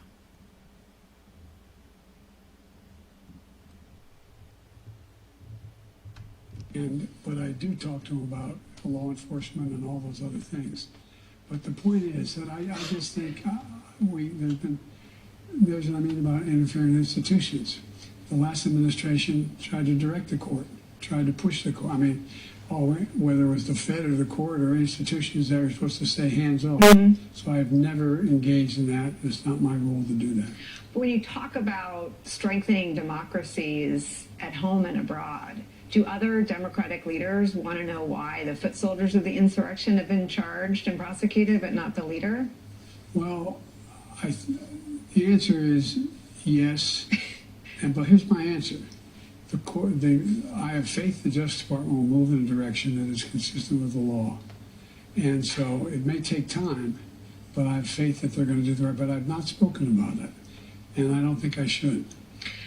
And I think that, again, is sort of this reverence for the institutions and the norms. And I guess the bet is that the public will see the difference between you and should you run against Donald Trump again.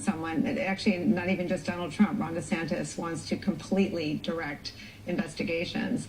Do you think that your next message to the country, the contrast is even sharper than the soul of the nation? You've got the other party openly running on politicizing the rule of law. Well, the answer is I think it's going to be a major issue. You may remember, I know you remember because you've spoken about it. When I ran for 2020, I made a speech on the threat to democracy, and I made it in Philadelphia at Independence Hall. And a lot of the press said, what's he talking about this for? Not just the press, others. Why is he talking about this? It's not a kitchen table issue. That's right, but guess what? 66% of American people thought it was important. Correct. They worry about it. They do worry about it. And I think that it's important that they know that my value set is very different than this new MAGA Republican Party. And I really did think, look, I know you're going to think I'm a little naive here after all these years, but I have great faith in the instincts of the American people. I really do. I believe ordinary people are decent and honorable. If you appeal to them, they'll do the right thing. And I think and the other thing is, Nicole, there's a lot of good that's happening. For example, 60-some% of the American people have greater job satisfaction than they've had in the high, 15th or whatever the number is, 30 years. I know the polling numbers are not good, but they were the same way when I ran and won. Everybody thought I was going to get clobbered in a primary. I got 80 million votes in the last election. And with the same thing, I remember I was saying that I thought the Democratic Party was going to do extremely well in the off-year election. And other than the Bushes, it did.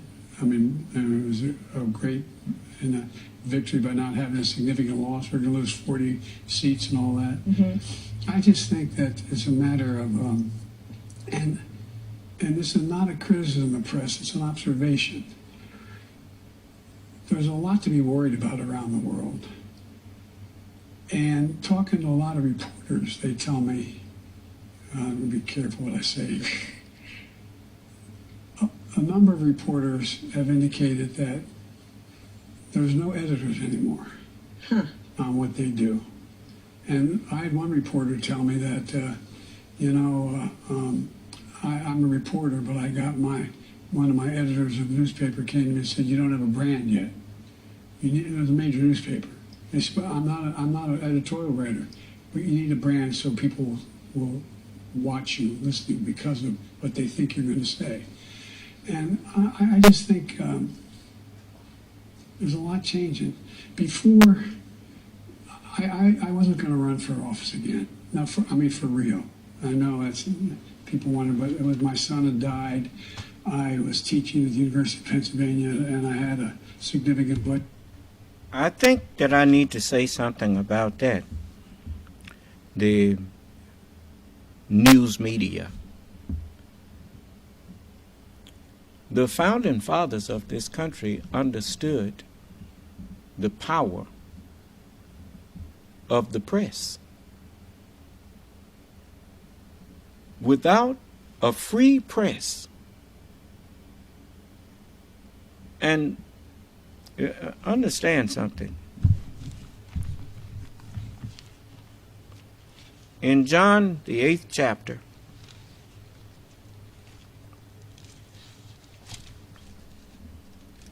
and this is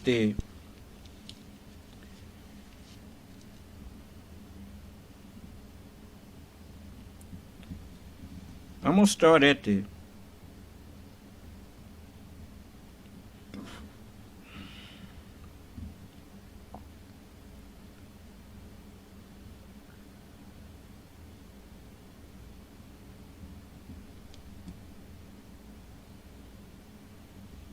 I'm going to start at the 28th verse,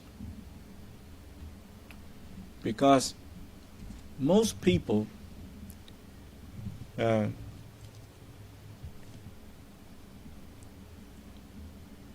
they don't understand that the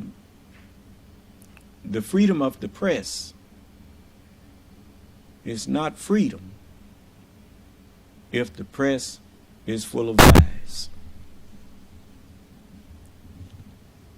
Now, it's like people, they accuse me of not being the Son of Man. Now, look what Jesus said here. He said, then said Jesus unto them, when you have lifted up the Son of Man, then shall you know that I am he, and that I do nothing of myself, but as my Father hath taught me, I speak these things. You notice, the more you lift up the truth that's in the Bible and the Holy Quran, you discover that I'm the one that is talking about. Those who are honest, they discover that. That's why you don't never hear nobody coming in here quoting a scripture to me thinking that condemns me. Do you understand? Now, was Jesus the Son of Man? Yes. And so was Moses. So was David. So was Solomon. Let me show you. In the 25th chapter of Matthew, it says, in the 31st verse, when the Son of Man shall come in his glory, Jesus is talking now. When the Son of Man shall come in his glory, meaning in his body, that shall be granted to him. This body is the temple of God. It says, and all the holy angels, the holy scriptures, with him. Then shall he sit upon the brain of his glory, upon the man's brain that was made to glorify the word of God. Then it says, and before him shall be gathered all nations on the world wide web. And it says, and he shall separate them one from another, as a shepherd divideth his sheep from the goats. And he shall set the sheep on his right hand, but the goats on the left. Then shall the king say unto them on his right hand, come, ye who are blessed of my Father, and inherit the kingdom prepared for you from the foundation or beginning of the world. For I was hungered, and you gave me meat. I was thirsty, and you gave me drink. I was a stranger, and you took me in. I was naked, and you clothed me. I was sick, and you visited me. I was in prison, and you came unto me. Then shall the righteous answer him, saying, Lord, remember now they talking to the Son of Man, Lord, when saw we thee hungered and fed thee, or thirsty and gave thee drink? When saw we thee stranger and took thee in, or naked and clothed thee? Or when saw we thee sick and in prison and came unto thee? And the king shall answer and say unto them, Verily I say unto you, inasmuch as you have done it unto one of the least of these my brethren the prophets, you have done it unto me. All of them are me. They are absent from their bodies that they came in, but their wisdom is present with me. Do you understand? And all of them were me. Just like all of your teachers are made one in you. Do you understand?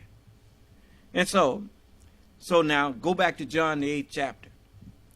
See, now that you lifting up the Son of Man, you discovering that I am he. Do you understand? Then it says, and he that sent me is with me. You notice, and all the holy angels are with me. It says, the Father hath not left me alone. The truth hath not left me alone. It says, for I do always those things that are in accord with the truth. I do always those things that please him. And then it says, as he spake these words, many believed on him. Then said Jesus to those Jews, now listen good now, which believed, they say believed on him, but believed not on him. Jews don't believe on Jesus to this day. Then it says, if you continue in my word, then are you my disciples indeed. And you shall know the truth, and the truth shall make you free. Okay.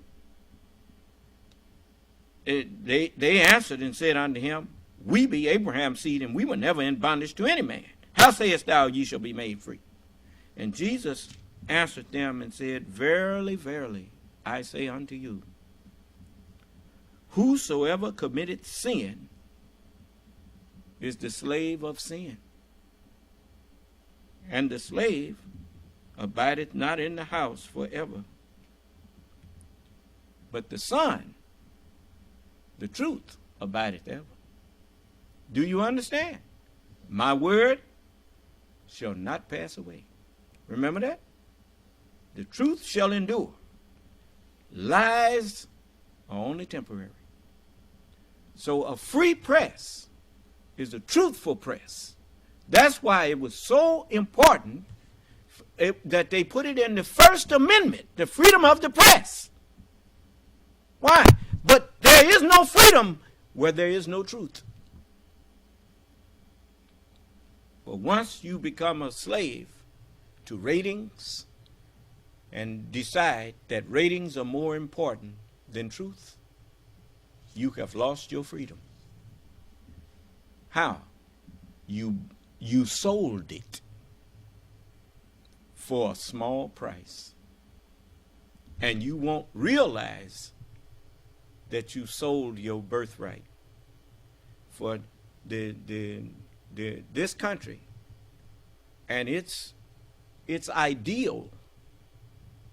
I said ideal. I-D-E-A-L. Its ideal was noble and is noble. We, the people of the United States, in order to form a more perfect union. Huh? How good it is for brethren to dwell together in union, in unity. Okay, the declaration of that. We hold these truths to be self-evident,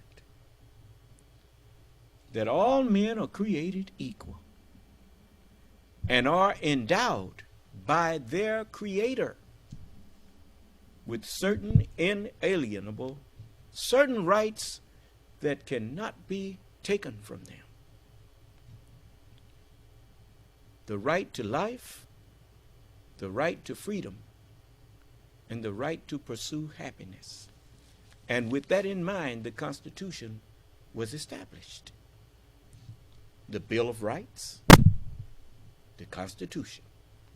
Do you understand? And so you said all of the right things, but you have yet to live up to it. Do you understand? So, but God gave you something to strive for. That's what the Constitution is and the Bill of Rights. Something to strive for. But you done stopped striving for it. And rather than change yourself and get in accord with that straight edge that's called the Constitution, you decide to corrupt the Constitution and its meaning. And you're about to lose your republic. Oh, it don't bother you now. You know what they say about missing your water. You won't miss it until it ain't there no more. Then you will realize, and you'll become just like that song that Lou Rawls sung. If I woulda, coulda, shoulda, is what some people say. It's always people who didn't recognize what they had until they didn't have it no more. You know, you saw an example of a people who were seduced by a, as they call them, silver-tongued devil. Germany is that people that lost their soul behind a tyrant who seduced them with the oldest trick in the book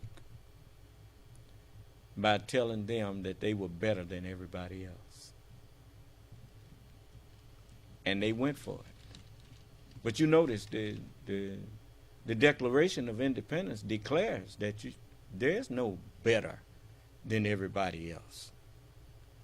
The Holy Quran agrees with that. Who is most favored in the sight of Allah are those who are most mindful of their duty. It ain't got nothing to do with what color you are. Do you understand? God made all nations of men from one blood. It's not a white man, brown man, or yellow man that can truthfully say that he came from some place other than the black man's blood.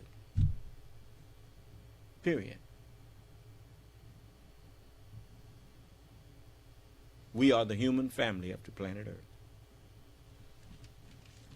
And anyone that does not accept that is living in a delusion.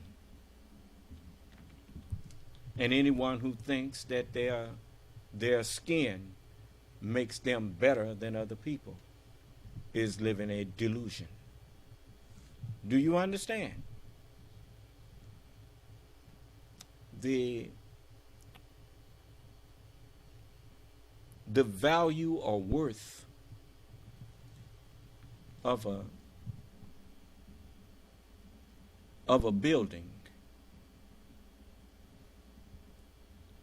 is what it contains.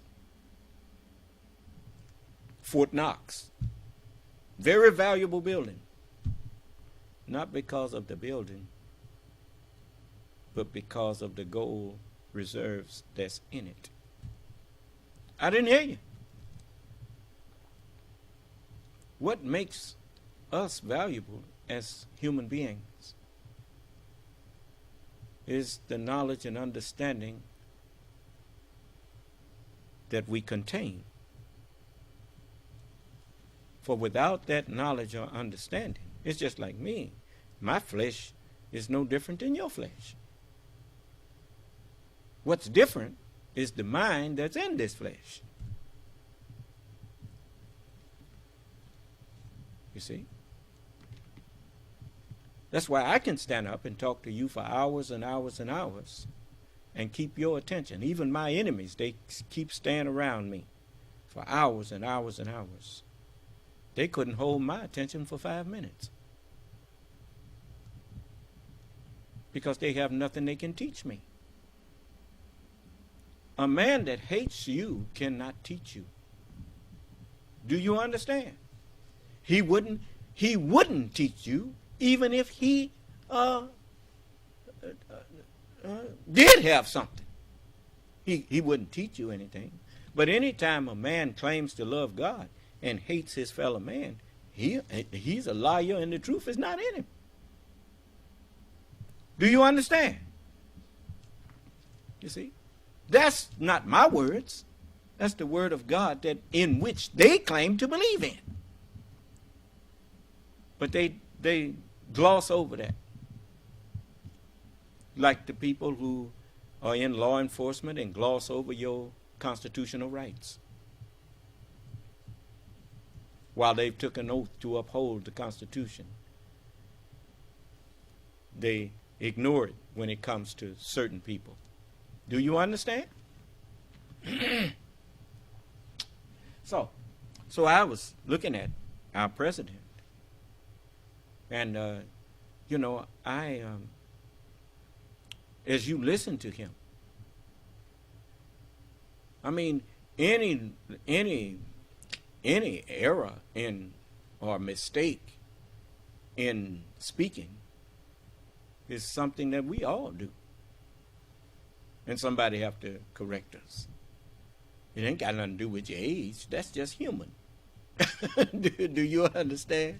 Sometimes we say something and say get a date wrong or something like that, and then people hang their head on that hate you, and they say, see, can't even remember what. It's not a one of us that can remember everything and let it come out our mouth like we remembered it. And sometimes we just get off on a remembrance of something or off on a statement of something. But when I look at the past 2.5 years of what this man has accomplished in such a short time, I see wisdom. And I want that wisdom to stay around as long as he got breath in him. He got my vote. Do you understand? But anyway. Hire a lot of people for the Biden democracy out there, from Tony Blinken to others that came along. And what I found was that it was awfully hard to stay silent when I saw those people coming out of the woods. I mean, literally, you never think we see people in Charlottesville, Virginia, the hoods, yeah, coming out of the woods with lighted torches, carrying swastikas. The Anti-Defamation League says that even since then, incidents of anti-Semitism are on the rise. That's why I started a whole new initiative on anti-Semitism. But my point is that when the president, let's talk about values, when the president of the United States, when that young woman was killed, a bystander. Heather Hoyer, yeah. Yeah, and I talked to her mom. And he was asked, what's happened down there? He said, there are very good people on both sides. Yeah. Very good people on both sides. Well, John Kelly's face told it all, right? Oh. His head in his hands. Oh, but it did. But think about what that says about our values. Well, he's still the Republican standard bearer, and if you look at the line, I mean, Tim Hafey, who was a lead investigator for the congressional investigation, was also lead investigator in Charlottesville. I mean, there's a through line between the people that were animated and excited by that and the people that showed up on January 6th. And I know you view the communications around the economy and the speech yesterday as vital, making sure that all Americans know what you've done to improve the economy. But it sounds like you're going to spend equal attention communicating about the threats to democracy. Yes, and equal attention on foreign policy. Look. Can you tell us what you knew ahead of time would happen in Russia? I can't tell you that ahead of time. We knew things ahead of time. Did you worry that Trump might have tipped him off if he'd still been president? Oh, God, I don't know. I don't think about that very often. but look, all kicking aside, from the very beginning, I made it and what you've been around presidents, working with them. I think every president is all. The one thing that I would like to admonish you reporters, if you ever hear this broadcast, when you're speaking with the President of the United States, it's not a giggling matter.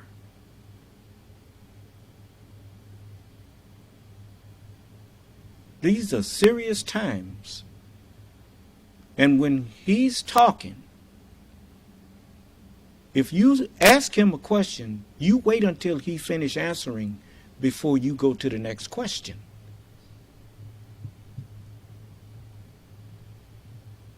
You notice he's not sitting there giggling and going on.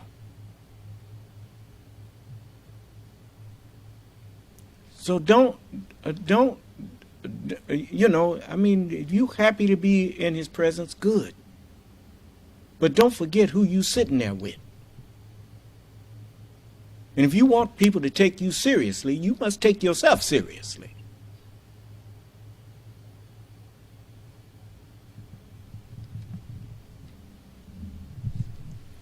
And I shouldn't have to tell you that.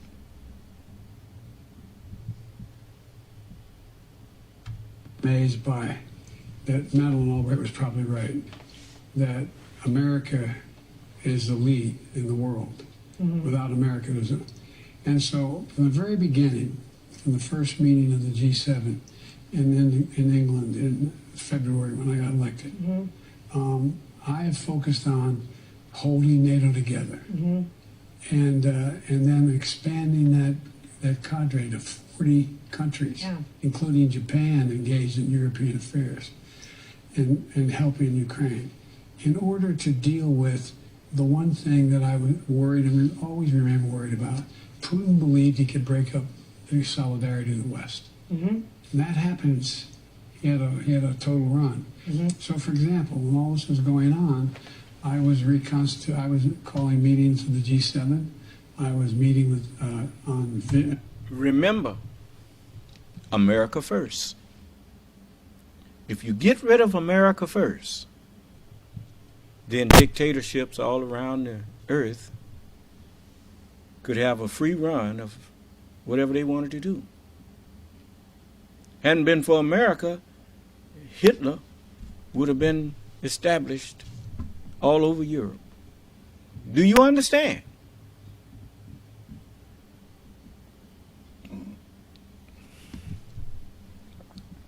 You don't realize how God has blessed America.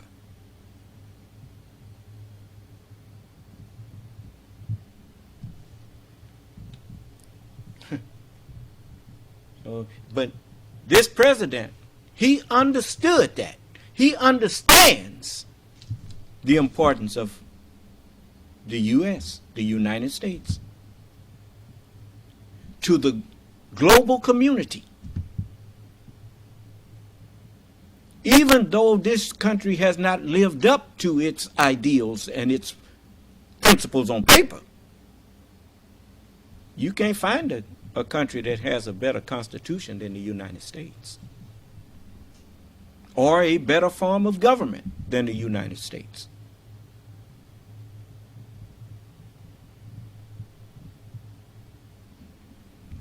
So, you know, I don't want to destroy the U.S.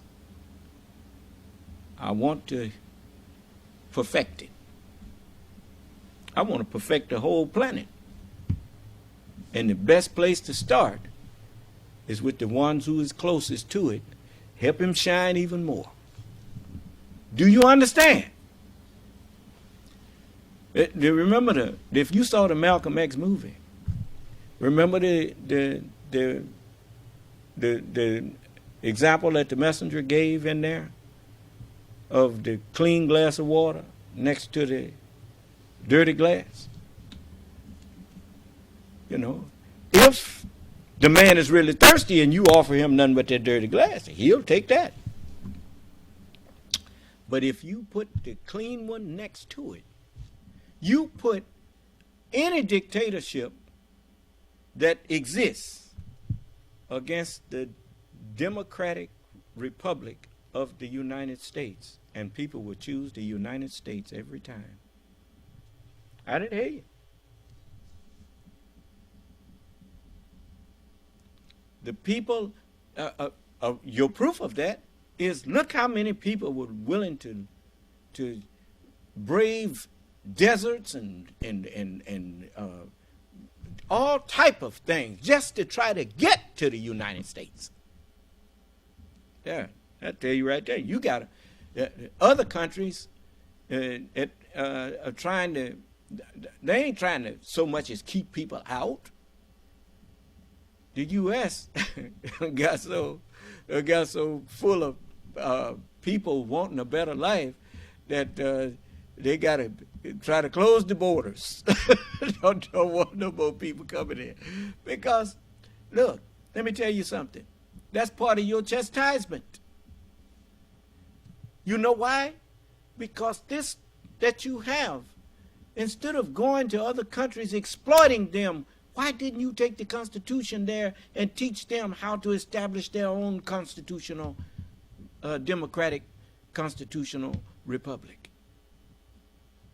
If the civilized man fails to perform his duty, what must be done? He should be chastised with a severe chastisement. So I mean, I look at people sometime and they have so much critique for the United States, and you want to destroy it and replace it with what? You don't got no peace right now in the country that you claim you control, and y'all fighting amongst yourselves there. Putin haven't done nothing with Russia. His people are not at peace. Why does he want more territory? He wouldn't need that if he had freed his people and worked to make sure that they were free. Free to do what? Life, liberty, and to pursue their own happiness. What better motivation can you give a person than the freedom to live their life as they choose, to have the freedom, and then to pursue their life's goal? And then just tell them that the only laws that we will implement are laws to protect others from infringing on your right to that. And we should all agree to that.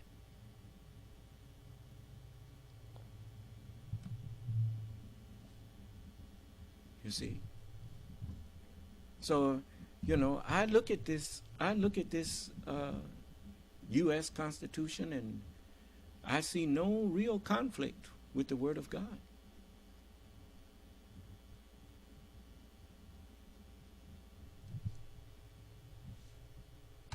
And/or telephone because we couldn't get there. COVID was still happening, right? Well, no, the beginning. This in the beginning. Right. My staff pointed out to me I've run about 180 hours with these heads of state because they look to us, and I've made it. Putin is one objective: split the West. Mm-hmm. If he did that, we were in real trouble. Right. We've been able to hold everything together, and to help and deal with focusing on making sure that the most significant invasion since World War II does not succeed. And that's why we continue to get significant support to Ukraine.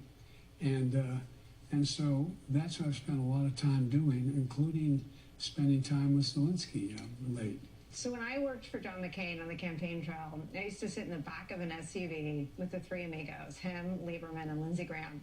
And we'd be heading into a really important swing state, and I'd be trying to tell him about their local sports team, and he'd be on the phone with Saakashvili.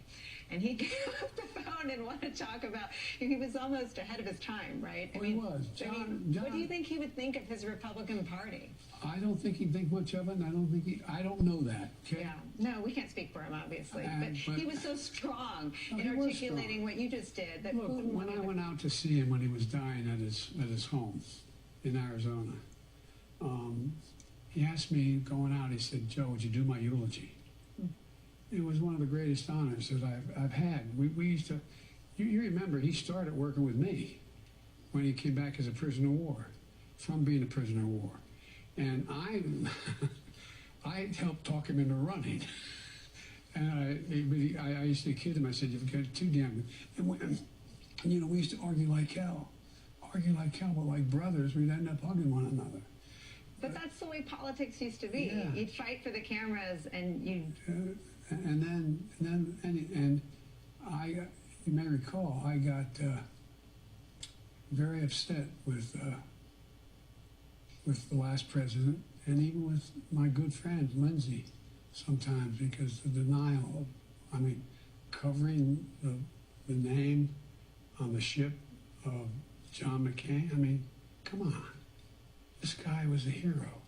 We may disagree, but he was a completely, thoroughly honorable man.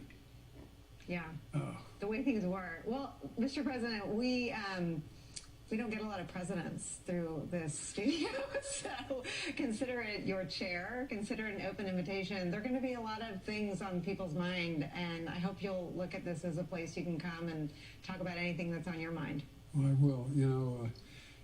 We're like Porello's. We show up when we're invited. With all your food. I'd say that about the show, that we're like the Hotel California. You can check out, but you can never leave. People pop up, at 4, and at 4:50 they're still here. So your staff and a lot of other people will come get me if I do that to you. So it's been an honor to be with you. Thank you so much. Thank you so much, sir. To be continued. We're really grateful. This ain't your father's Republican Party. It is not. I can attest to that. All right. Well, if you ever need a witness, I can attest to that. Thank you very much. But by the way, there's still a lot of really good Republicans out in the country. No, and in the Senate. Who? Well, I think Mitt Romney's the first guy. There's a lot of them, but not Mitt, but others have come to me since I've been elected. Now it's 6 Republican senators. 2 came at one time, and the other 4 alone, to tell me, "Joe, I agree with you, but if I'm seen to do it, I'll lose a primary." It's not a profile on courage, but I still, you know me, I'm an eternal optimist. I still think there's going to come a moment when they're going to be able to break. And by the way, remember I said we could still do bipartisan things? They said they couldn't do it. We didn't get a lot, but we've got a lot of bipartisan things done. And now they're running on your bipartisan accomplishment. I think that's a sign. Like I said, I'm going to be down there congratulating you. I said I'd be a president for every American, whether they voted for me or not. Well, and the ones that didn't vote for your bills but run on them. That's right. Mr. President, thank you. Thank you. Thank you very much. I appreciate it's great to have you. Thank you.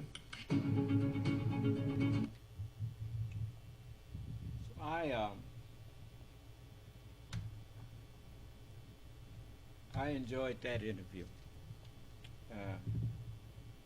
I just saw it when you saw it. So, but I always enjoyed listening to him because he's a wise man for this world.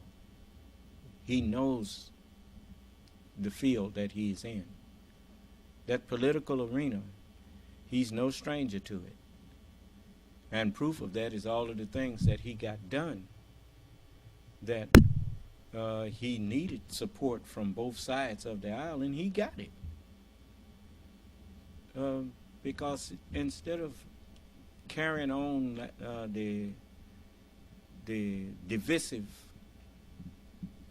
as the book says, the last thing of the 7 things that the Lord hates, the last sentence was, "And he that soweth discord among brethren." And you'll notice, He even still called Lindsey Graham his friend. He said, he's my friend, but boy, we got sometime. This is, you know, I mean, to show you what kind of character he has. The one thing that you learn in politics is there are no permanent enemies and permanent friends. Because there are some things you're going to agree on and some things you're going to disagree on. Do you understand? And so, but you must remember to always do what you honestly feel is best for your country. That's why patriotism is one of the main things that you should demand from all of your government officials.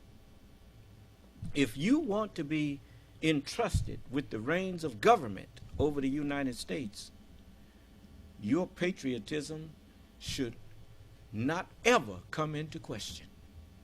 Do you understand? If there's any doubt that you are a patriot, you have no business sitting up in government over this country.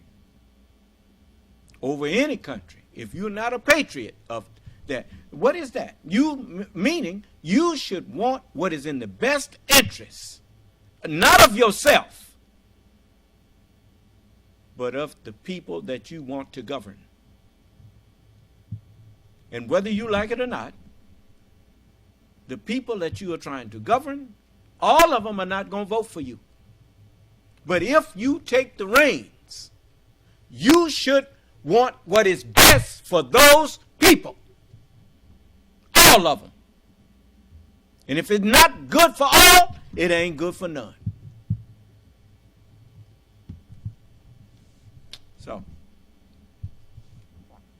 So now, but notice, a free press is a truthful press. If the truth is not being disseminated by you, then you have misinterpreted the First Amendment.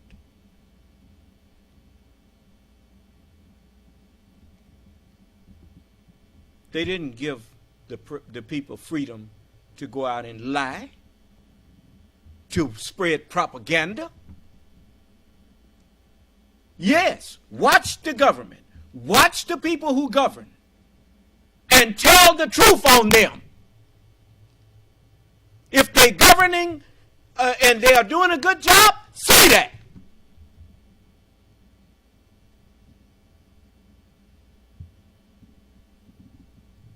And don't get bought off.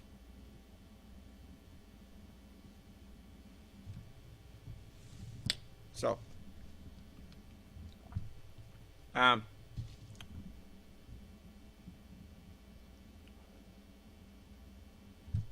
we went a little past 10 o'clock.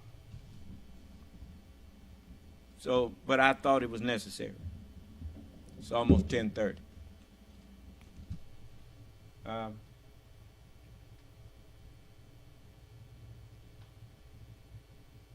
Did anyone have something they wanted to ask me or say to me before we close?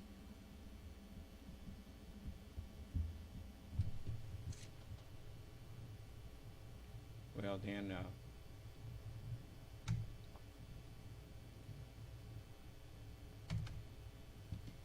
we'll close with this.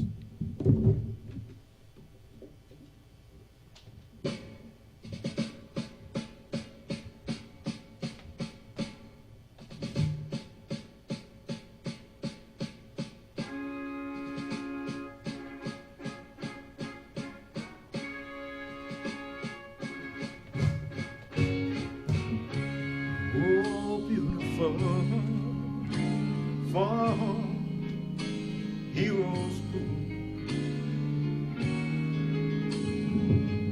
in liberating strife, who more than sell their country love and mercy more than life,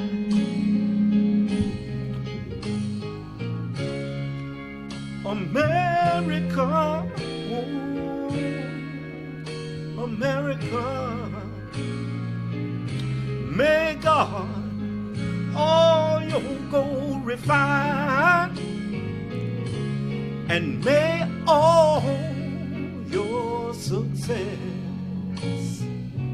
be in uprightness, and every gain divine. In school we used to sing, oh, beautiful for spacious skies, for amber waves of grain, whose purple mountains, they stand just like great majesty. Up above the fruit-hid plain. I'm talking about America. May Allah bless America and shed his grace on thee to crown all your good in one brotherhood, from sea to shining sea. America, may Allah bless America. May he shine his grace on thee, and once again let him crown all your good in one brotherhood, from sea to shining sea. And we'll thank Allah from sea to shining sea.